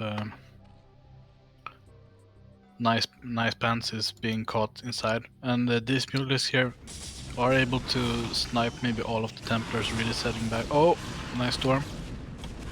But the Templars will go down. There's one left up here with one more storm. It's being picked off now as well. The Archon did get one hit. Yeah, and with the storm, Mules so are pretty low. very bruised but very movable. Yeah, still viable. And they can definitely be useful, you know, a minute or two from now when there's a bunch of Hydras and you're going to kill those Templars.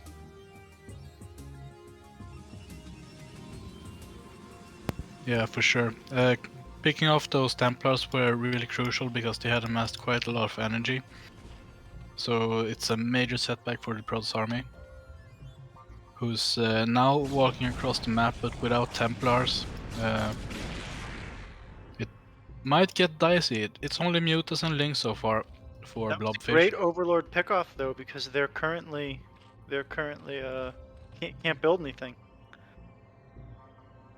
Yeah, this Archon here will get a lot of work done, but will probably get picked off since it was leading the force.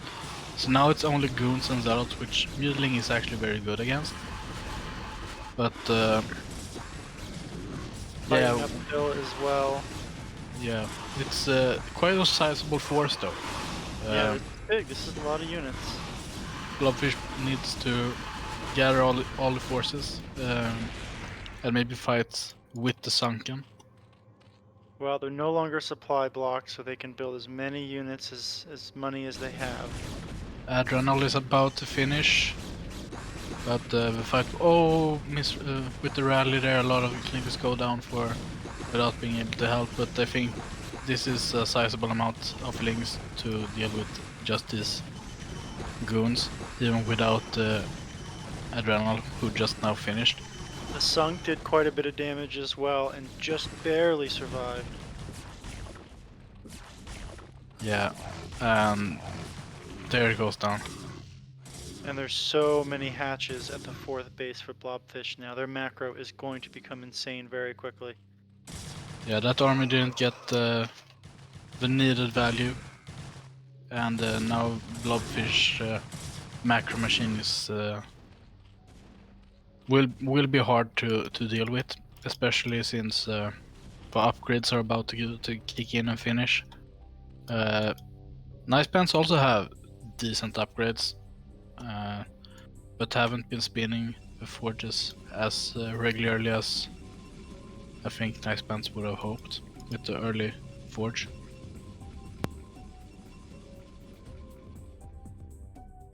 We don't really see any Templar being made either. It's lots and lots of DTs, which can be great if you catch Blobfish without an Overlord, but it might not be able to do the damage it needs to do if there are Overlords.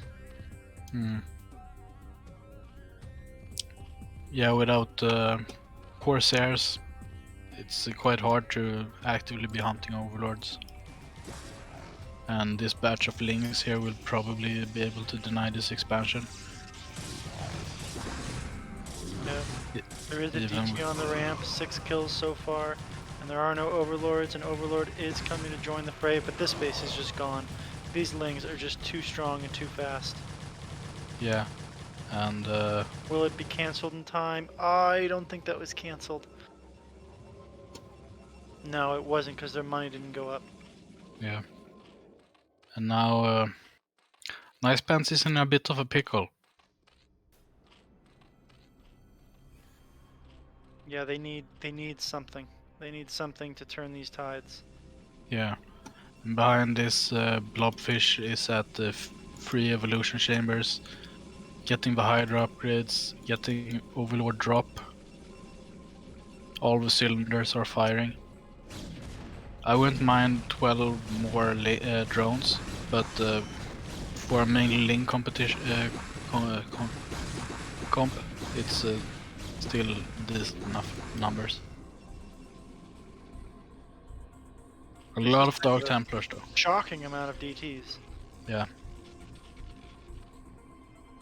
Attempted third base at the 3 o'clock, but it's going to be denied as well. This time they need to cancel the Nexus. They need to cancel it. Rough. Yeah. So much going on. Now the Zerg mass is on the prowl. Yeah, this is a lot of Zergling. The trade really isn't that bad for Nice Pants, but losing a ton still there. Yeah. Even though the trade isn't super good for Zerg, just have such a strong economy behind this with 4 bases, 4 gases. So even though it's not cost efficient, it's still good trades. Well, we're about a minute away from mining out of the main, maybe less, and a minute or 2 away from mining out of the natural for Nice Pants as well. So this is their last hurrah moving across the map. They need to do serious damage, take out 2 bases to really have a chance. And actually, I really haven't even seen that many observers. 1 observer, so 1 observer, there's a lot of lurkers here. Yeah. Not burrowed yet. Being No burrowed. storm here either. Pushing up ramp. I don't know about this one, Chief. Moving back a bit better, and Blobfish army is a bit all over the place.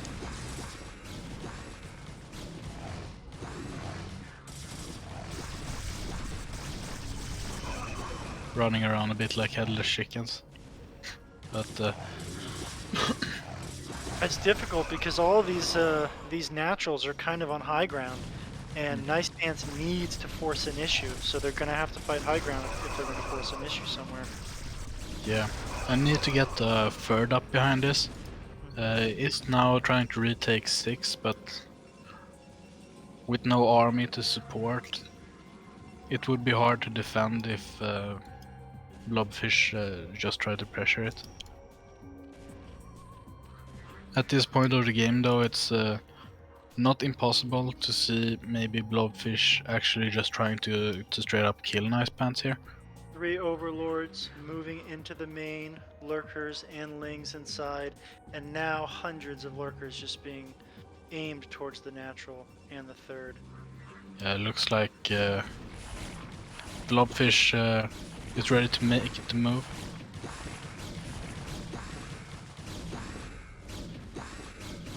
Lurker is not being burrowed in the main. There we go.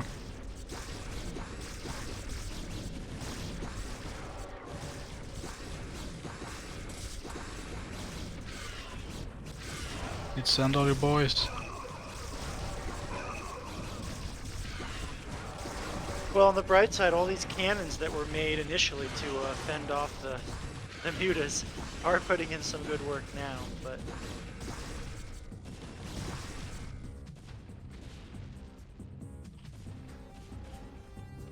Yeah, but since Blobfish is not committing all his army dudes to attacks, being a bit fractured and a bit off sync, it seems like Nice Pants held for now. But we'll see with this third or fourth wave here. yeah, it's gonna keep coming too. Yeah, it's a lot of Zerg.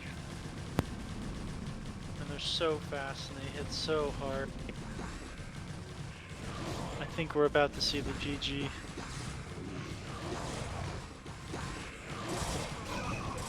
I think so too. But The probe going down during the transfer as well. yeah, Dark Templar and Cannons probably can hold this Ling aggression, and there's Archon and Storm at the natural, but we'll see. This is a very hard position for Protoss here. Now another attack with Lings.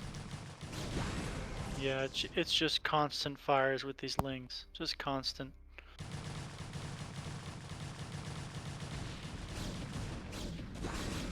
Nice Pants just doesn't have the economy. GG. GG. Yeah, felt like Nice Pants got a bit too behind after the early game, and Blobfish with the far net third just spiraled out of control real fast.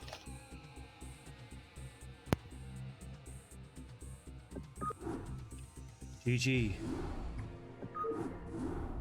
Yeah, what a game. I think when your opponent doesn't go into Corsairs, it's perfectly comfortable to just play with Ling and Lurker as Zerg.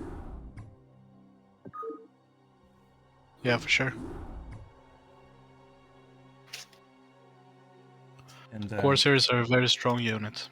yeah, and you could see that at this point, when you have this kind of an economy, when Zerg is allowed to grow this much, you don't even really have to be delivering additional Zerglings efficient now. with your units. You know, there were a lot of little mistakes early in the game as well. There were a lot of extra cannons put down early on while Blobfish was just droning up. And I mean, I think there were a total of 4 zealots sent out that got like 2 kills on Lings. They just kept getting picked off. And that made Zerg feel real safe, and they were able to take that early 4th base and just macro up and become a swarm. Yes. Losing those 2 initial zealots to 5 links wasn't optimal. No. And in turn overreacting with adding more cannons to hold a potential Zergling counter. Yeah, and I feel that the mutas didn't even really get that much done, but it's fine because so many cannons were made. Yeah, I mean, you got 600 minerals in value just by making them. Yeah. And then later on sniping the Templars. Yeah, you really need to be able to defend the mutas with units. If you're defending them with cannons, then you're not going to be able to use those cannons for anything later on. So it means that you have to have your timings down right? You got to have that Citadel done fast enough so you can get the Templars, or so you can get the Archives out, so you can get the Templars and some Archons. Yeah, let's have a look at game 2, which is going to be on Eclipse between Nice Pants and Blobfish.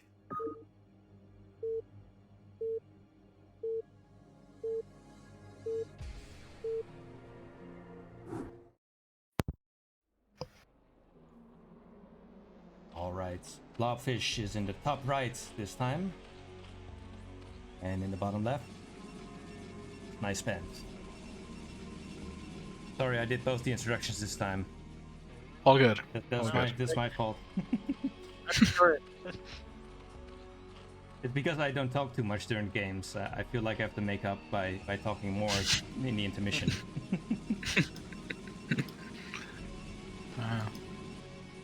So I wonder what the star will get here. Being a you can automatically first scout, but it's still kind of long rush distance, so you maybe don't want to like 9 pool.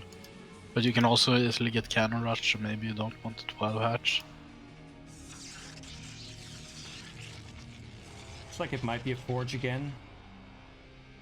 Rope being sent out.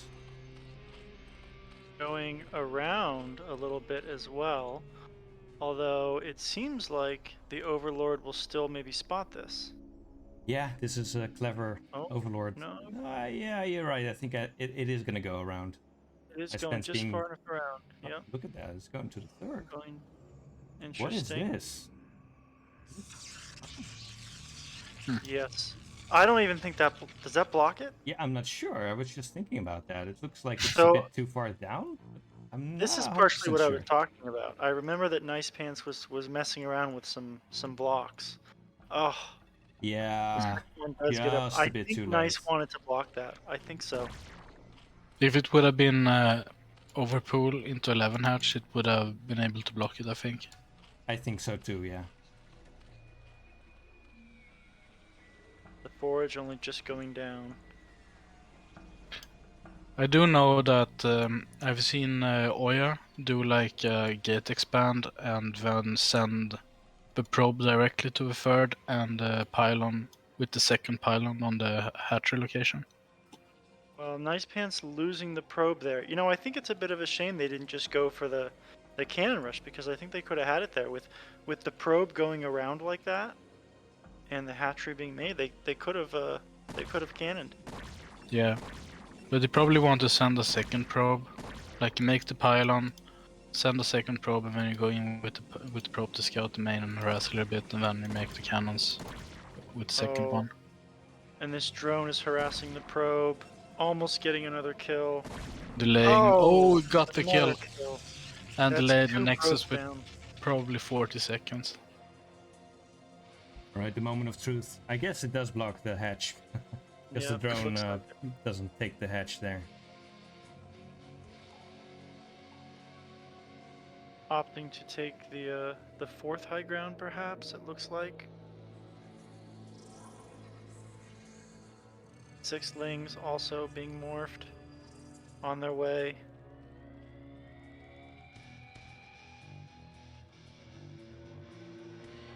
So Nice Pants with the probe, scouting to see where Blobfish will take the third.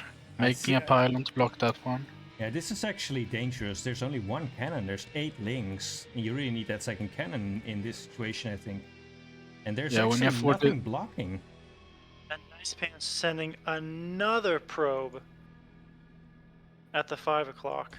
Yeah, I think this was a detrimental amount of pylons. Yeah. Just too much minerals being put to no use. So couldn't afford any further cannons. It's And, only just been started. This pylon's gonna go Yeah. down before it comes out. I think this is just Yeah. in. Yeah, it might very well be. No probes being sent. One probe coming here, it's just not enough. And now Ling's got speed. There's now being made a pylon in the main, maybe to make an emergency cannon. Well, Some Lings in the main here now, and some more Lings showing up to take care of the expansion. Yeah, I think this will be really hard for doing some probe drills here, but now it's almost same amount of probes as there are Lings. Now it's more Lings than there are probes. Pylon finishes, so we'll probably get the Zealot out, but it will be one Zealot against 1 probe. seven Lings. With excellent micro in that probe, it could be done. GG. GG. Wow. Oh, that's definitely a different idea that we haven't really seen before.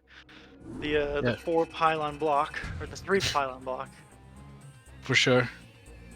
Well, it's the finals, you gotta bring out the builds. Yeah.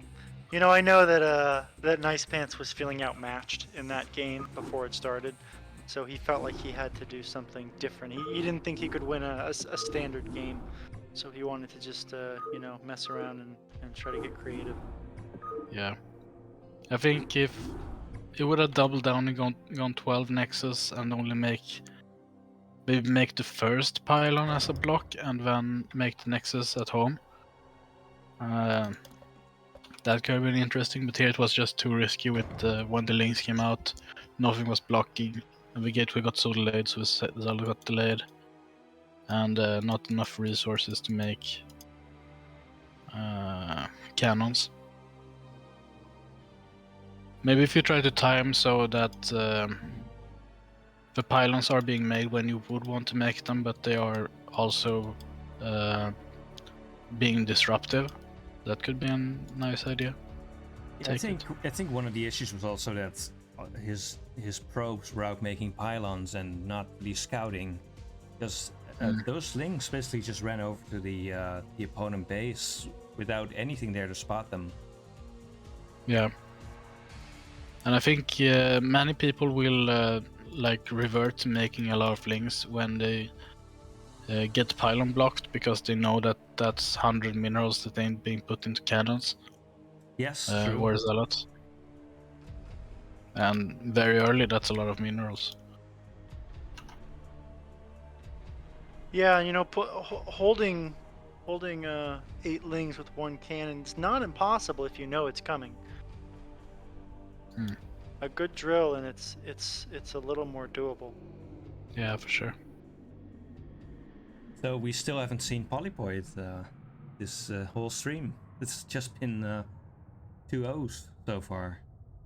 Yeah, been very decisive gameplay. There was one that was really close, but that could have granted us a Polypoid game. But we'll see in this one how it will go. Yeah, because now we've got the honorable matchup.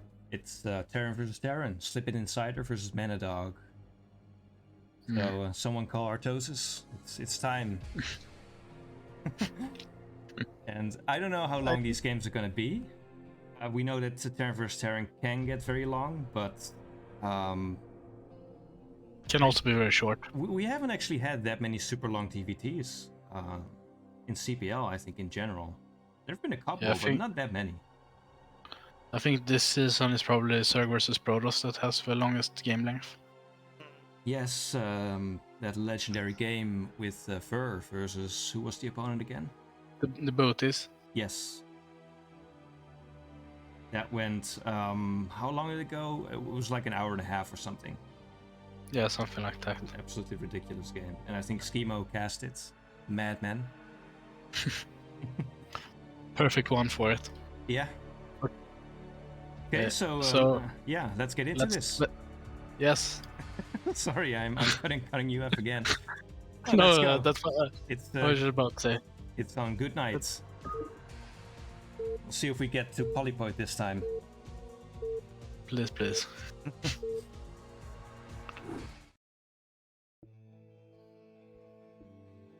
Right. In the top left, it's Slip It In CIDER. And now you go. In the top right, we got Manadog. Yes, we did it. Cannon. Just like real casters. Yeah, back and forth. Keeping it dynamic. I actually haven't seen a lot of Manadog's Terran versus Terran. I know he has gotten some this season, but I haven't seen many of them. Slip It In CIDER is... I think he has been promoted a lot this season. Like he was in tier 3. He started but... at tier 3 this season. And I think he was crushing it down there a little too much, so he got moved up. Yeah, it's fair. I know that he was winning a lot of games last season when he played Protoss. What was his tier last season? Do you remember? I think... I'm not sure. I think he was tier 2 and then promoted to tier 1. Okay. Oh, Manadog in the chat saying that they actually played in week 10, the last week of regular season, and in that game, Slip It In CIDER actually won 2-1. So this is a rematch between them. Very nice. So there's some stakes to it, other than it being the final of the final. I feel like Mana is someone who's usually going to come into a game with a pretty decisive plan, and a little bit of practice to back that plan up as well. Wow, Slip It In CIDER was a T1 Protoss. That's pretty good.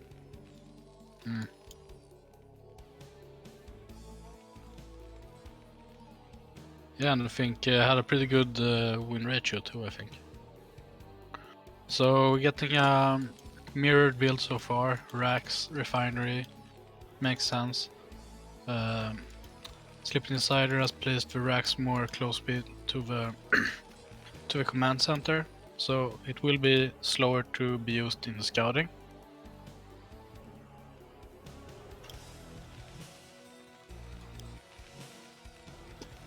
Generally, I see Terrans place their racks at like the far edge of the plateau, so it will be closer by air to the scouting locations.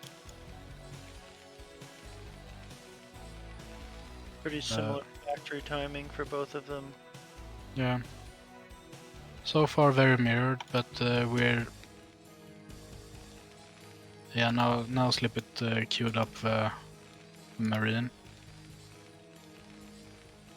looks like Manadog's build is slightly faster.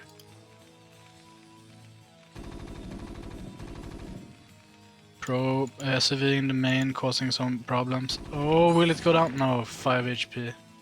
SUV still alive to tell the tale. I think Slip It and Cider neglected to shift Q their SCV for scouting. Pretty mirrored builds it looks like though. CC just went down for Manadog, CC going down for Slip It and Cider. Yeah, both going for one Marine, one Vulture setup. But Slip It is a bit faster with lifting of the racks. Scouts get killed, but sees the Vulture out.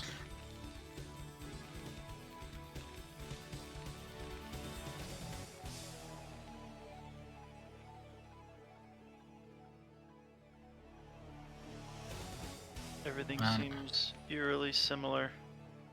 Yeah, just that Manadog is like 3-4 seconds faster in the build. Yep, that's what it looks like. But other than that, it's completely mirrored so far. Mana wisely pulling back the Vulture. Knowing that at this point it could easily be a 2-to-1 scenario.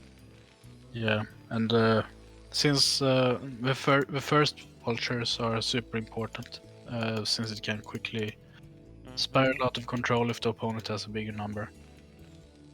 Again, we're seeing kind of mirrored builds here.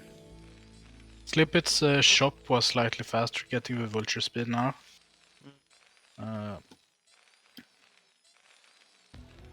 But it's going up to 3 factory, and it seems like we're getting a Vulture War opener.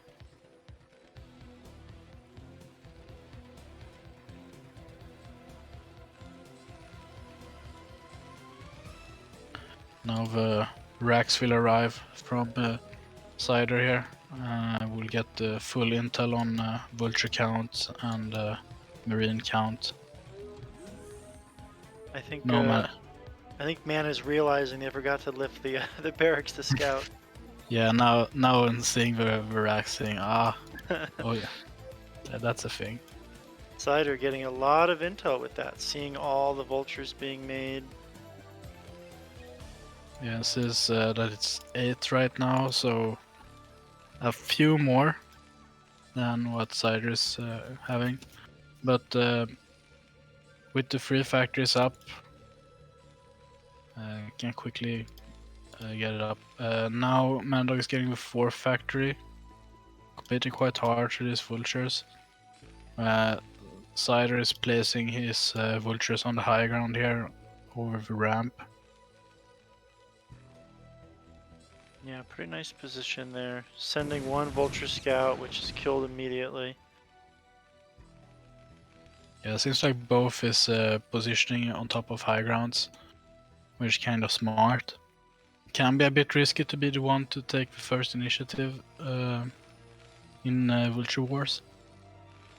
I think that if Manadog did come up from the west side and pressured on the side, it could be dangerous for CIDER.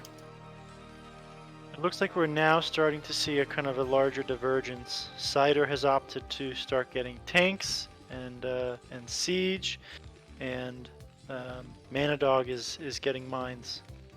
Yeah, and an eBay rather than an academy. And CIDER is getting the armory up.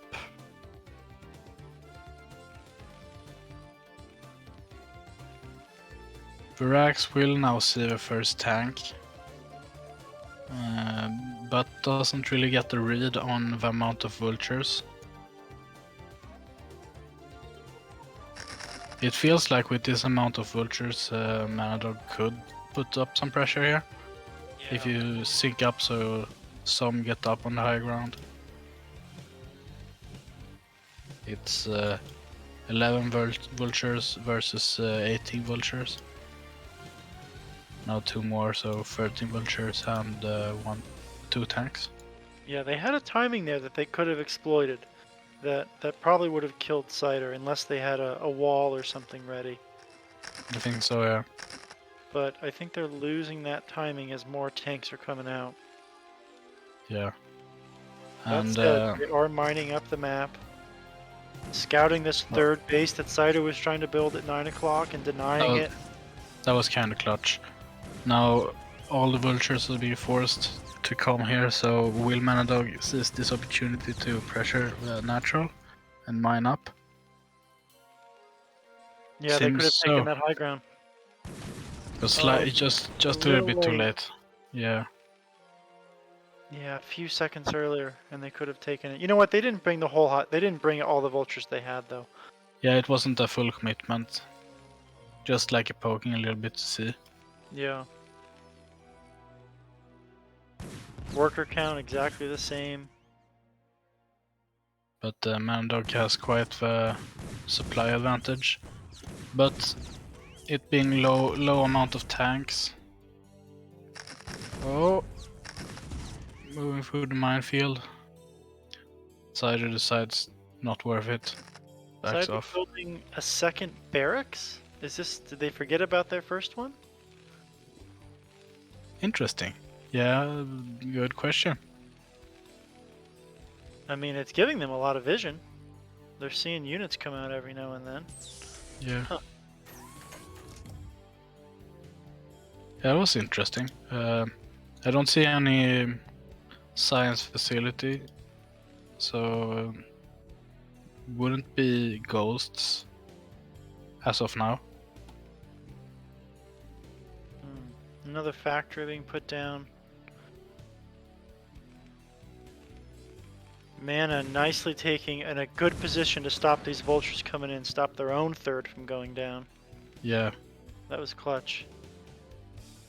A lot of Sure. that probably has to do with the mines just littered throughout the map. Yeah, very nice little minefields here, giving a lot of vision. Manadog is also up to 3 shops now, so the tank count is ramping up.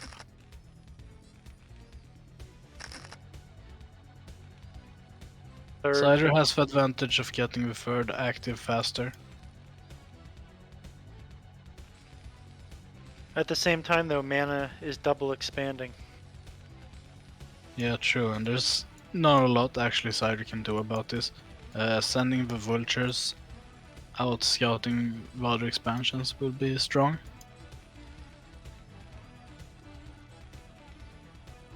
Very yeah, right now. Yeah. Manadog ramping up to 7 factories as Cider is getting the science facility now and has 6 factories and 1 wraith. But yeah, no science facility here will delay the +2, which is a crucial upgrade in this matchup. But Manadog is still on no upgrades for the tanks, +1 about to finish in a little bit. Like in 30 seconds maybe, 40 seconds. Now Cider taking bottom left. Cider also scouting bottom right was taken, getting ready to deny it, although that CCC's already going to be done, so they can't really do much about it with vultures at this point. Yeah, it can just lift off. Some vultures picking off some tanks on the high ground. This 12 o'clock area, high ground, feels like a really important area if it does decide to go to late game, which it kind of seems like we're headed that way already. Yeah. Cider making a turret here to counter the lift of the command center.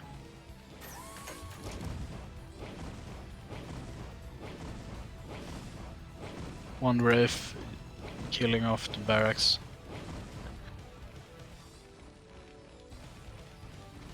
Yeah, wraiths don't tickle air. They hit hard. Yeah, for sure.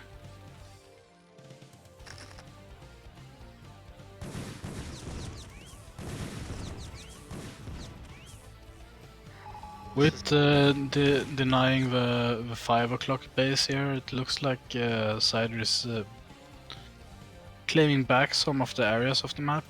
Yeah. I think with 5 o'clock, the positional play with the mines and having the high ground at 12, the ramp there, Sending was one like a solid advantage. trying to bait with that one vulture, I think.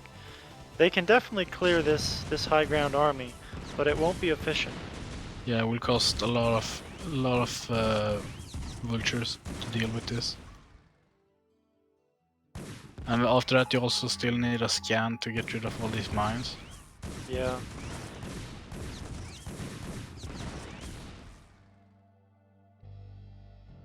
One tank would probably do the job if they could afford the APM to send it. Yeah, 1 or 2. Yeah. Banks are starting to build up. Whenever I Oh. play TPT, my bank gets massive. I think it's really hard to spend and manage everything going on. Yeah, you need another main to be able to get factories and starports. We have some vultures going around attacking the 9 o'clock base, now having the high ground. The SCVs get sent to the natural rather than 7 o'clock, probably not to tip off Manadog about there being a base at 9 o'clock. Yeah, the tanks can more easily clean this up than the vultures can. They do a much better job fighting uphill against vultures. Yeah, for sure. 5 o'clock is finally being cleared. Still gonna need that scan to take out all those mines though. Yeah.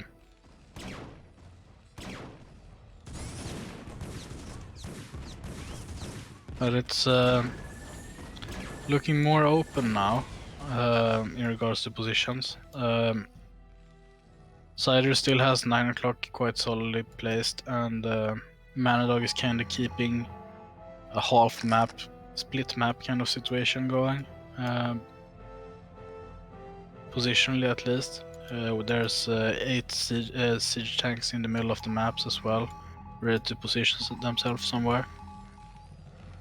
But if CIDER does get the high ground here at 7, that will cause a more favorable split, since the expansion at 5 o'clock isn't up yet.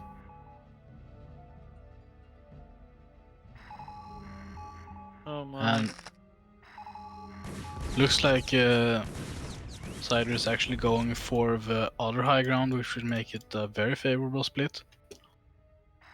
Might even be able to pressure up and go towards 3 o'clock.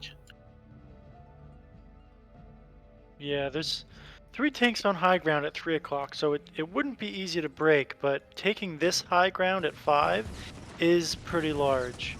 Yeah, that's a major power play. Yeah, it's a big commitment as well though. This is a lot of units. Yeah. And it's leaving some things vulnerable for CIDER. They can't actually defend their 7 o'clock or their 9 o'clock. Whether or not Manadog can capitalize on that, we don't know yet. Yeah.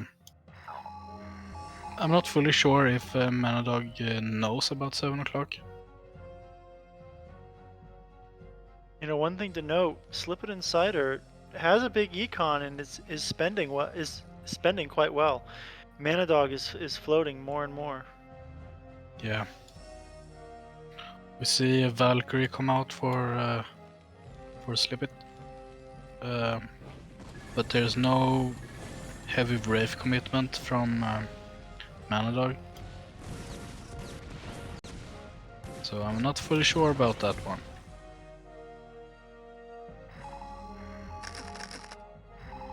Now Manadog is taking 12 o'clock, which makes sense since he has the high ground. Yeah, not a ton of units there, but it wouldn't be easy to break, and there are a lot of mines. Yeah.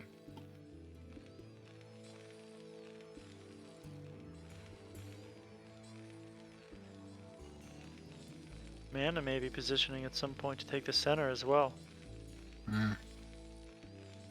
Yeah, it would be a strong move with double refineries. But Manadog really needs another main to be able to make more production facilities. The main is a bit cramped as is. Little drop going off at the 9 o'clock. Killing the first tank, and this base is just completely vulnerable. Yeah, if we get up on the high ground here. Oh.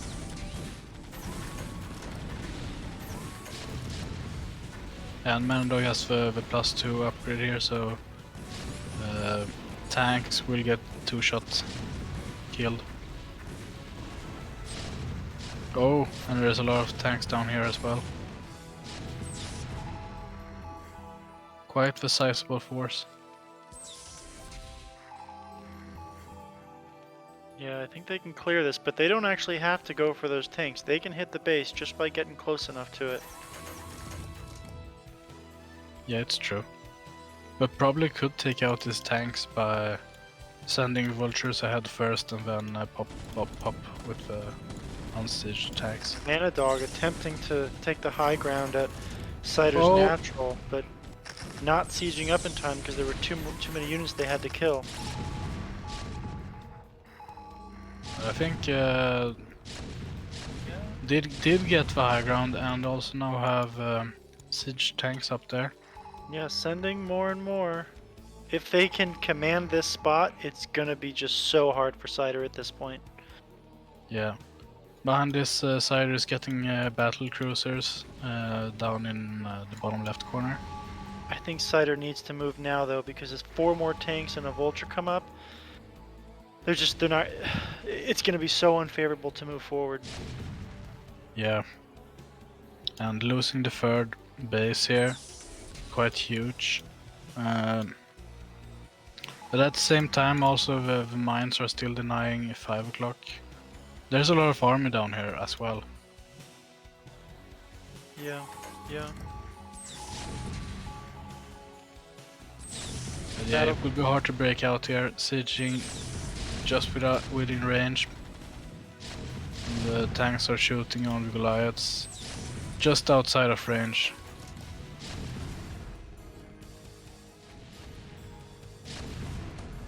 And now the tanks outside 9 o'clock gets cleared up.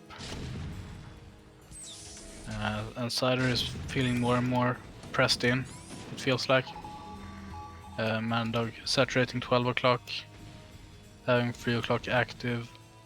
There's still some force at 5 o'clock from CIDER, but mines and tanks.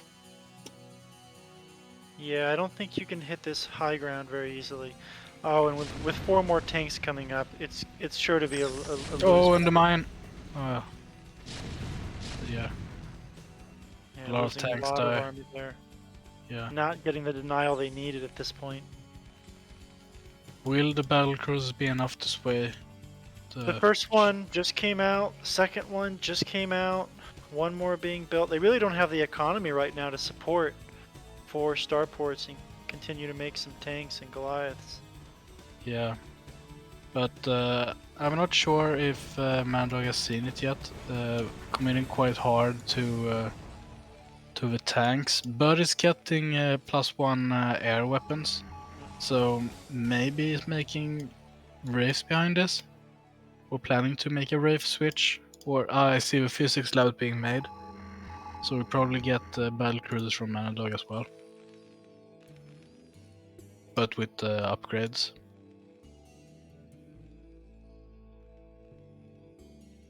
Manadog with a pretty sizable supply lead and a huge bank. Not Yeah, as much. now seems to have realized that there might be something at 7 o'clock. So a lot of army is going there. And there's practically nothing here, it's only a few battle cruisers and 1 turret. And I think there's enough to deal with that. It looks like there's going to be around 7 Goliaths and a Wraith. Yeah, this should definitely be able to take it out. Which will force a reaction. Oh, a dropship going over the tanks. Well, 3 battle cruisers by now, not upgraded. 2 more still a ways away. The Wraith goes down right away. Oh, I think this is just too many Goliaths. Yeah, one battle cruiser down. Second battle cruiser down. And we're looking at the end of the economy for CIDER. Yeah. This was their last mining base. The other two already mined out. Yeah, and with all these tanks positioned outside of natural, situations are looking dire. Not sure where you move from here. Maybe make a command center and try to sneakily reclaim 9. Or how will you break out of this? It's too many tanks. And behind this, I think you can do a drop right onto the tanks, perhaps. I mean, they're not all sieged, but most yeah, of and them are. you can use all your SCVs as well and try to pressure and reclaim, and then push down and take the high Yep. ground outside 9 and expand. You know, here come the SCVs. Everything is unsieged. Moving forward, this battle has to work. Oh, a lot of tanks being taken out immediately, though. But it does look like it is going to be cleared.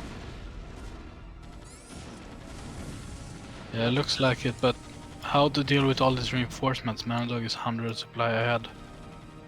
Yeah. And there's no third command center being floated to 9 o'clock. It will have to be made on location. And here we have sieged tanks on the high ground. I think it will be hard. Yeah, all the SCVs are gone. Manadog has just as big of a bank as you can get. Still has several mining bases. Yeah. Can probably make like 8 starports and start transitioning to battle cruisers. I think we should see the scan that sort of scans for all the bases. You know, that the TVT have I lost the game scan, but we haven't seen it yet. Hmm.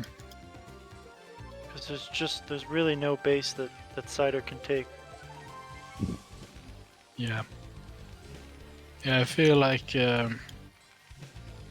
Manadog has vision over, doesn't have vision over 6 o'clock or the natural at 5 o'clock.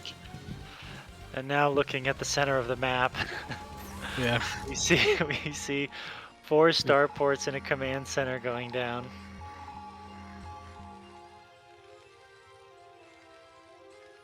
And they have the money to do this. Yeah. They don't have the supply room to do this right now, but they could move and make the supply room.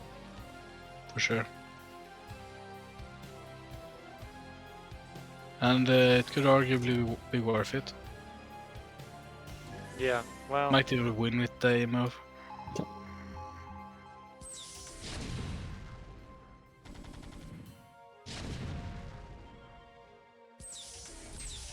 you know, CIDER might just see that floating CC is at 5 o'clock and think, huh, maybe they're not as, you know, maybe they don't have as much money as it might seem.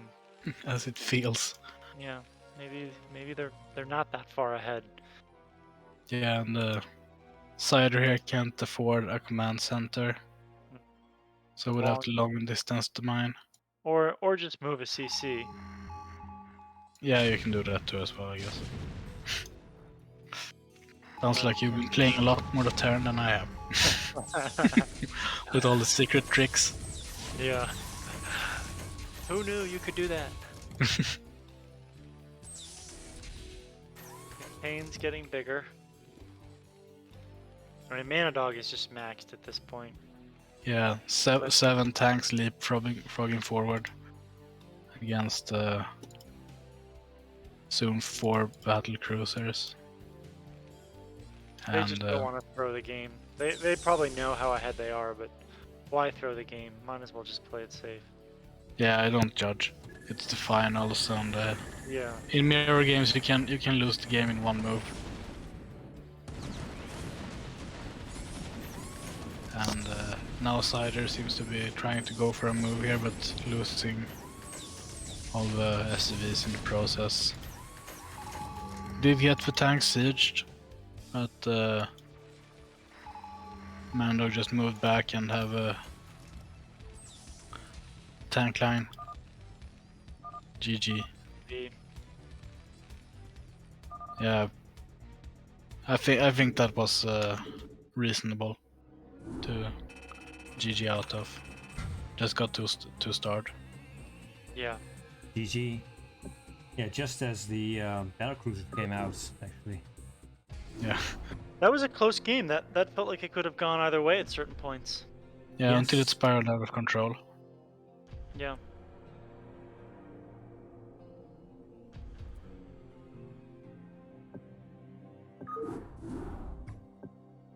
So I have to say, I mean- looking at the score here, it's not looking great for Two Facts in this case. No, I have to say No. it hasn't been their cast so far. Mm. Still not too late for Slip It Insider, but yeah, Ladder's attack has been furious here tonight, so far. Yes. A lot of pretty decisive macro wins as well. Hmm. Wasn't really that much cheese or anything. Yeah, Just been kinda just solid solid player. Yeah, there was that Ling all in from Blobfish, but that actually wasn't really cheese either. It was just Nice Pants not having enough defense and not scouting enough. Yeah, I mean it was just 6 links. Yeah. Well, So it it wasn't, was 8 links, I think, but But they sensed it. I mean, they saw that there were pylons going up all over the place. right, yeah.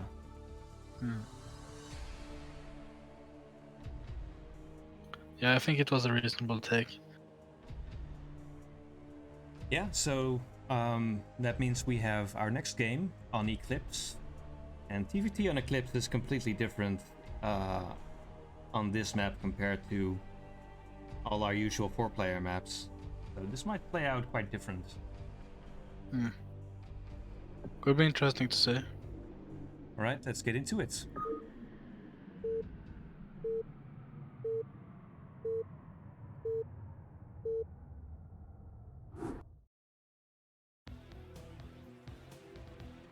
Alright, in top right, it's Slippin' Insider for 2 Fact 2 Furious. And in the bottom left we got Manadog for the Ladder's attack.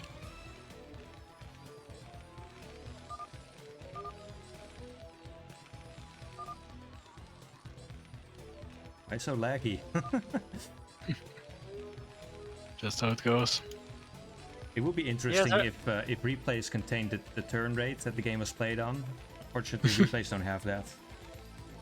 Yeah. I remember Cider complaining about this. As I recall, they're both actually in the U.S. as well.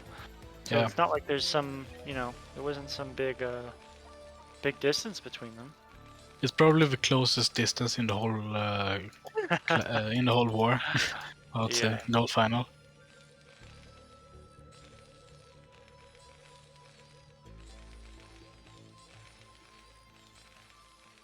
But yeah, it will be interesting to see if we will have a more active vulture war going down. Now that there ain't as many ramps to stick around.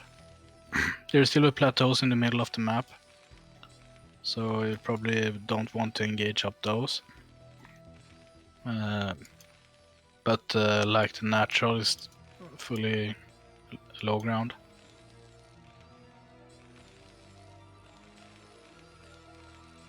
But it seems to be similar builds as last game so far. Cider taking a slightly later gas.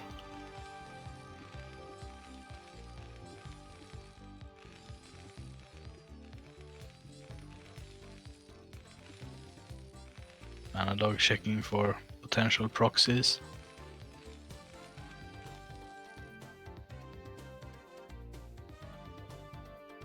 Which is reasonable since it's a 2-player map. Yeah, no one wants to lose to something weird Hmm. in the finals. Yeah.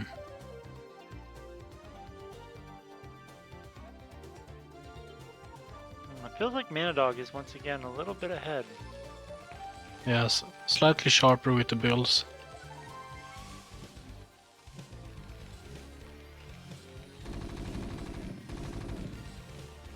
Factory only just going down.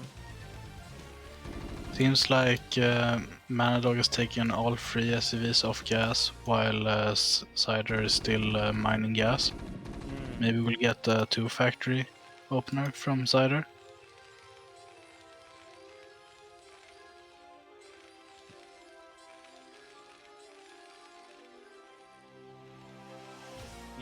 Looks like it.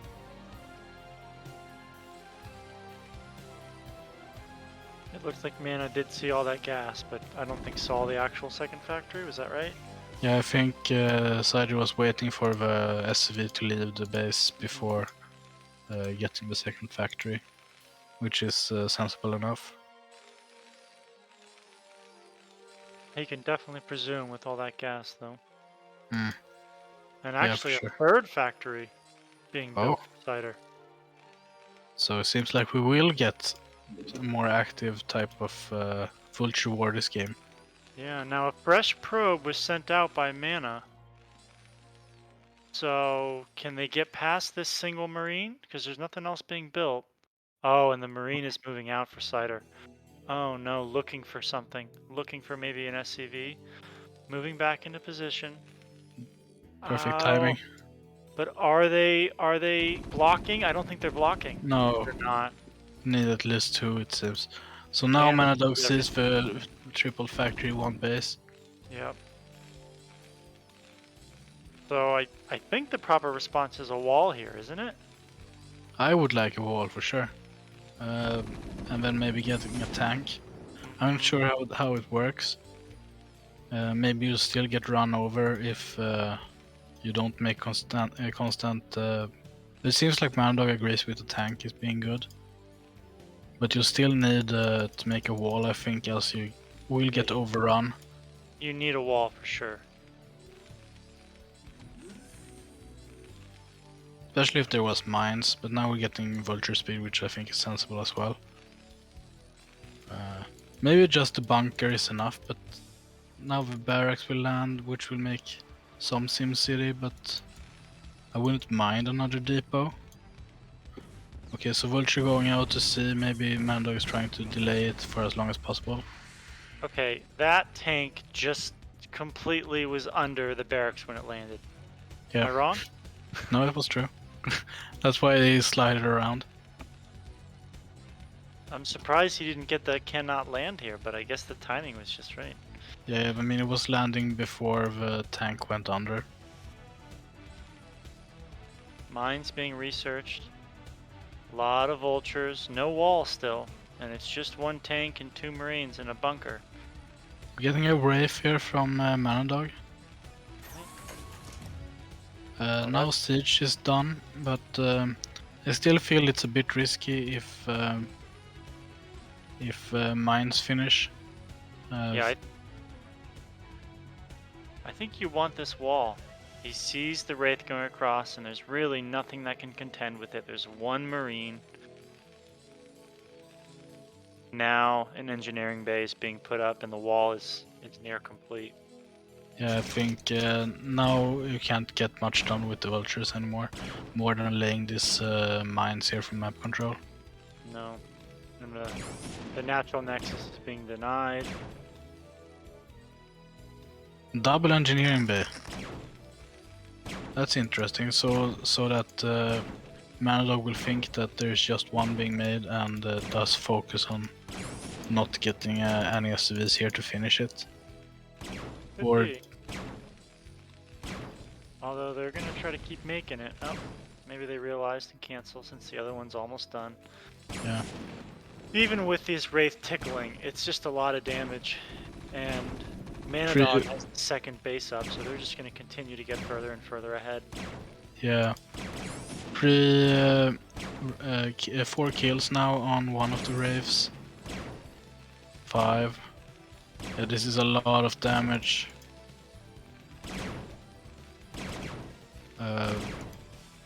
Goliaths are not being made as of now. Well, the armory's not up yet. Yeah, oh yeah, I thought it was done. So 7 kills now on the wraiths. Now a turret gets up, but I mean that's a lot of damage. Looks like they will lose both wraiths. Yeah. But after all of this, Manadog is now at 40 SCVs and CIDER is on 27.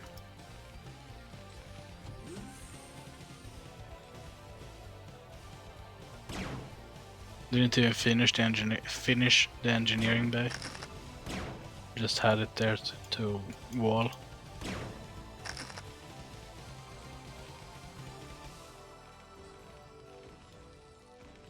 Another brave out, chasing the vultures away, and then starts to attack the barracks. I think CIDER is sensing that they're behind here, so they're going to take in a pretty early third. Yeah, I think that's fair.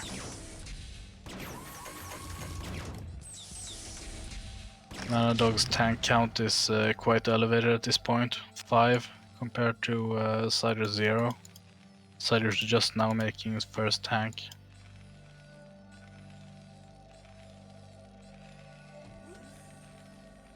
Yeah, you know, these mines are a little difficult to clear. Some of these are really clustered. Yeah, You would need a lot of units spread out nicely, not to accidentally get hit. And there's no detection up yet. yeah, we have the starport done, but we have no sci-fac started. That I can see anyway. Yeah, another raid being taken down. Another one here to tickle at 12, but also losing that one. Mine delaying the command center a bit. An SCV's being prematurely transferred since it can't land. Ooh, alright. Some of these mines could get a hit, but no, none of them do.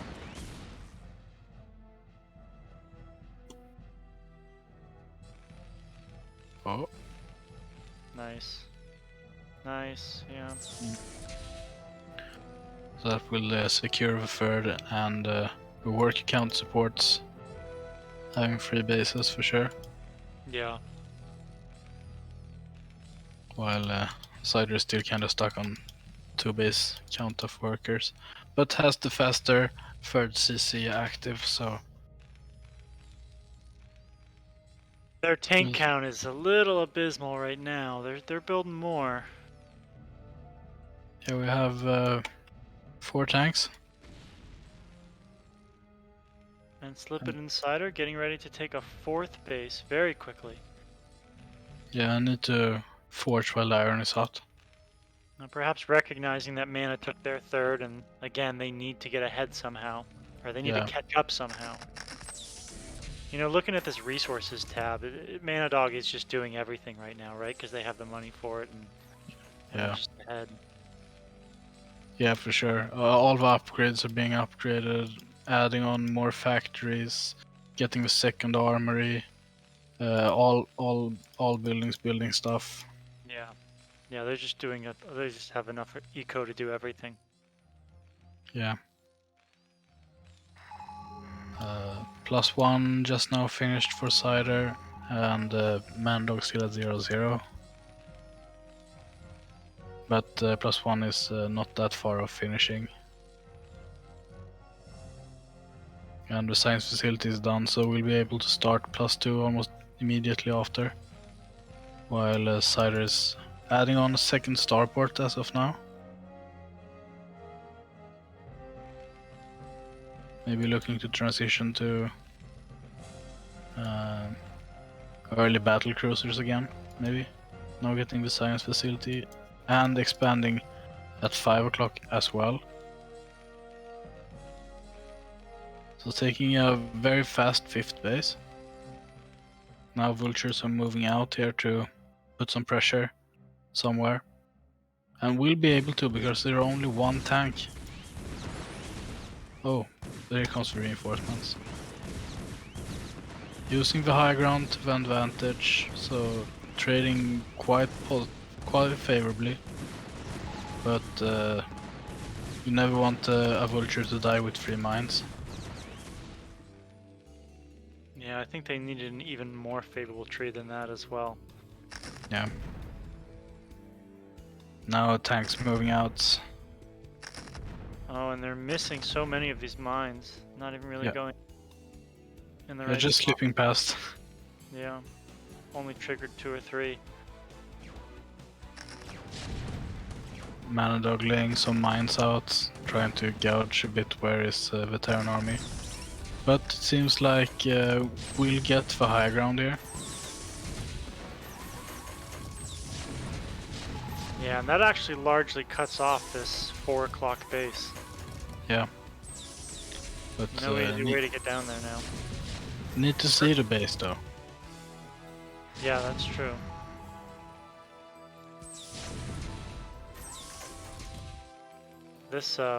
This factory count's getting kind of crazy for Manadog as well. Yeah. Well, do not want to crazy, see it's the- correct.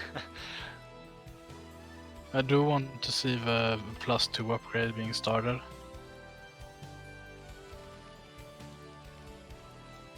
It's like Or, they just started it. Hmm.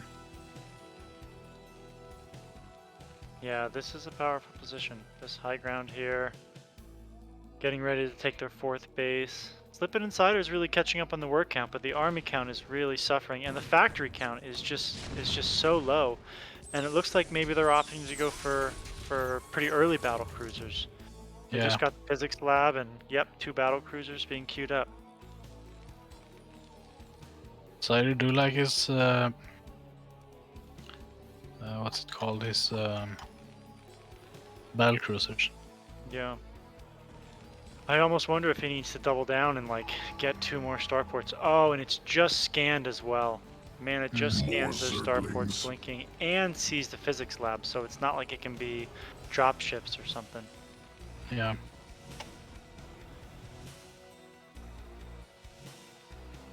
Yeah, I don't actually see them queuing up any Goliaths.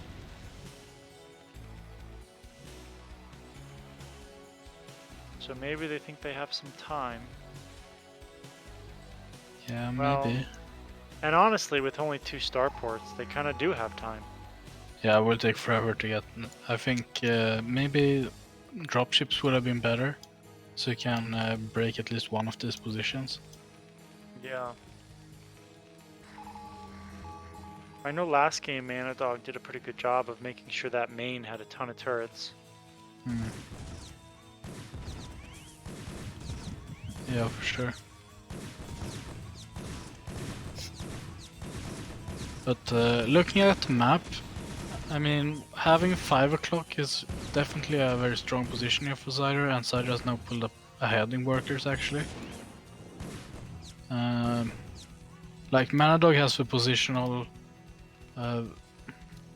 positional strength by having the 2 high grounds, but it's still 3 base against 4.5 base.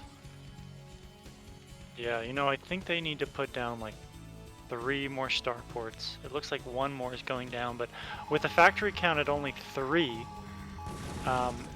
they're just not going to be able to contend with how many Goliaths that Manadog could pump out. Yeah, we definitely need to get a few more starports. Like I wouldn't mind seeing like an exaggerated number, like 5 or 6 more starports.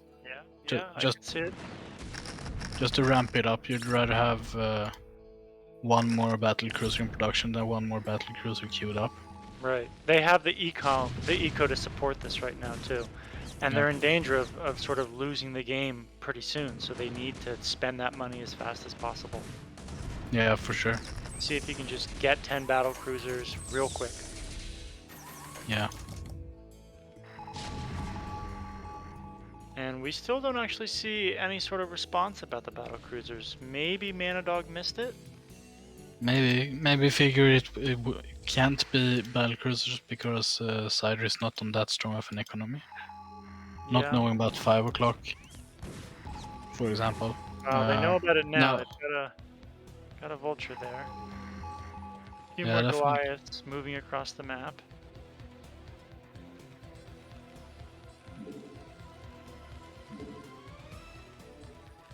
Four battle cruisers are out with +1 armor and +1 attack. Seems like no, it's just +1 attack.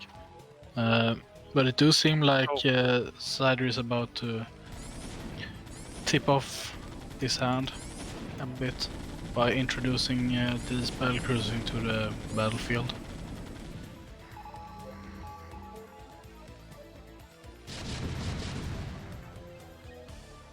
We do see the physics lab for Manadog as well, so they could start making battle cruisers if they get the if they get the starports set up. Yeah. But we would need to find some open area where can make 5 o'clock got killed. Yeah. Yeah, I think in a 4 base versus 4 base economy, before CIDER now claimed the high ground here at the Manadog's 4th, I would much preferred Manadog's position. But seeing as of now the 4th going down, I don't like it as much. Yeah. It's tough. I mean, they're losing this base and they're losing a lot of eco, but the banks are so big, and they're going to be able to churn out Goliaths a lot faster than these battle cruisers are coming out. Yeah, that's true. Maybe losing some supplies rather to benefit in this position. Yeah, I Just mean 'cause they were of almost max, and they actually needed to make a little room for a little supply room for Goliaths. Yeah. Now pressuring 12 o'clock. Yeah, I Mana think- also maybe recognizing that this high ground middle of the map, there probably isn't that much near their natural. They unsiege, they could be moving forward soon. Yeah. This might be the decisive move. It's actually only 5 tanks here in the center. Only 3 of them are sieged. Yeah, they have enough to clear it for sure. And now backup army is coming to try save 12 o'clock, which I think they won't be able to. Then maybe the visor being applied from Manadog by attacking from the high ground. With this bank you actually don't need the 4th, just go for it. But taking 5 o'clock again. Or well again, I mean for the first time, taking 5 o'clock. Reclaiming a 4th. Now pressuring down from the high ground. And it's just too much terror. Yeah, pushing forward, pushing the Nat, stomping out this base quickly.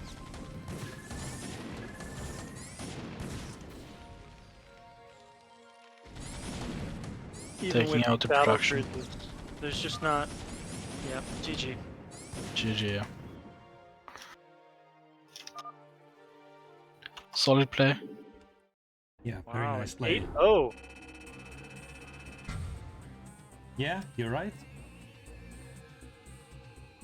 So no polypoid for us tonight. Yeah, that's actually kind of a shame, but... Oh, Manadog saying he actually DC'd. Oh, okay. But I think Wow. it was a reasonable time to GG anyway. Yeah. Yeah. Which is so Even with the much. battle cruisers out, he literally could have just kept walking up the ramp with his tanks and attacking. There Yeah. weren't enough to really stop him without doing critical damage. Yeah, as far as I could tell, I think there were only 2 battlecruisers left, and there were more than enough Goliaths to take care of those. Yeah. So, yeah, that was basically GG. Yeah, for sure. So very strong games. Yeah, definitely.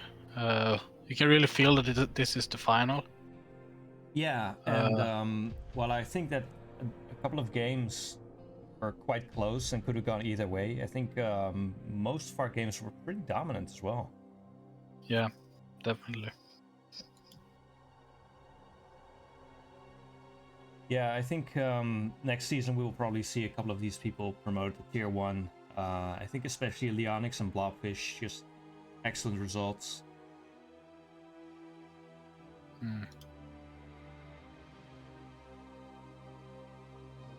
And CX1 saying this proves that 2-Factor Furious is the best promotion policy of CPL. Yeah, I think 3 of us, at least 3 of us. Yeah, I got promoted to In CIDER, and then so. Yeah, I I mean, this is a legitimate thing, you know. It's if you promote someone from a Tier 2 to Tier 1, up 1 tier, you get from having a strong player to having a weak player in a different tier.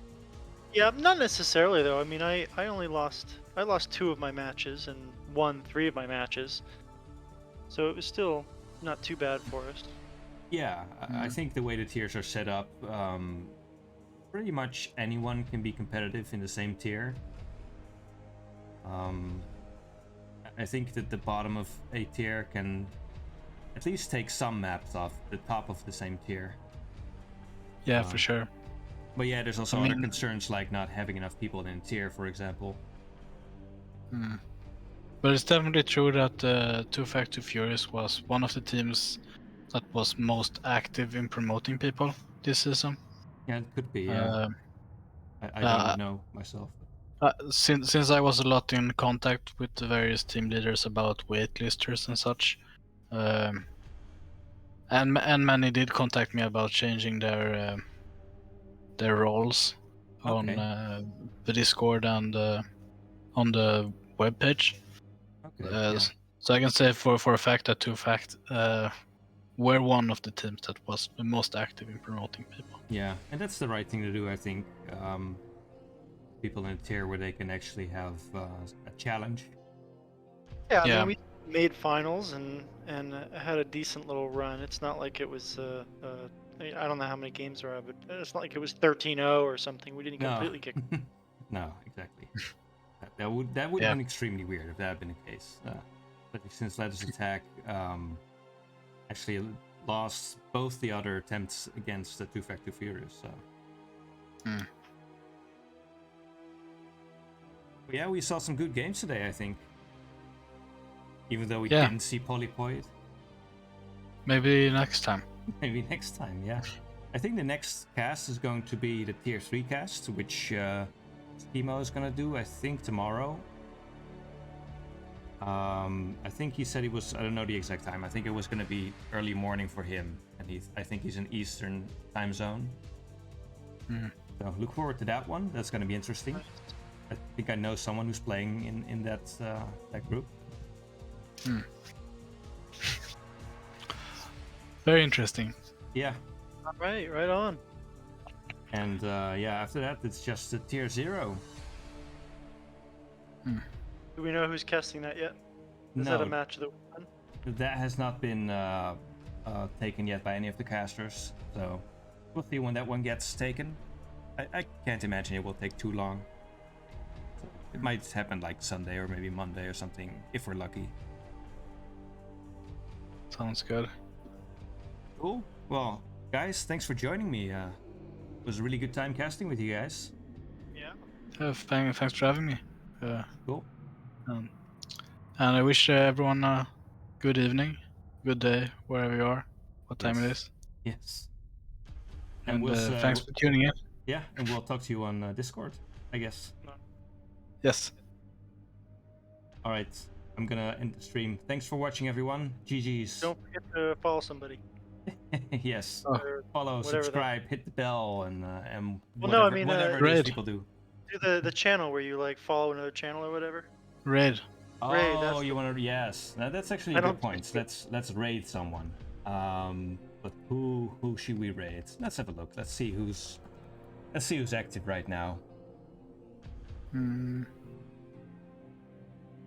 Oh, I'm actually not logged in at the Twitch on Windows, so someone tell me who to raid. Maybe. Yeah, give me their Twitch name on Discord, and I'll raid. Oh,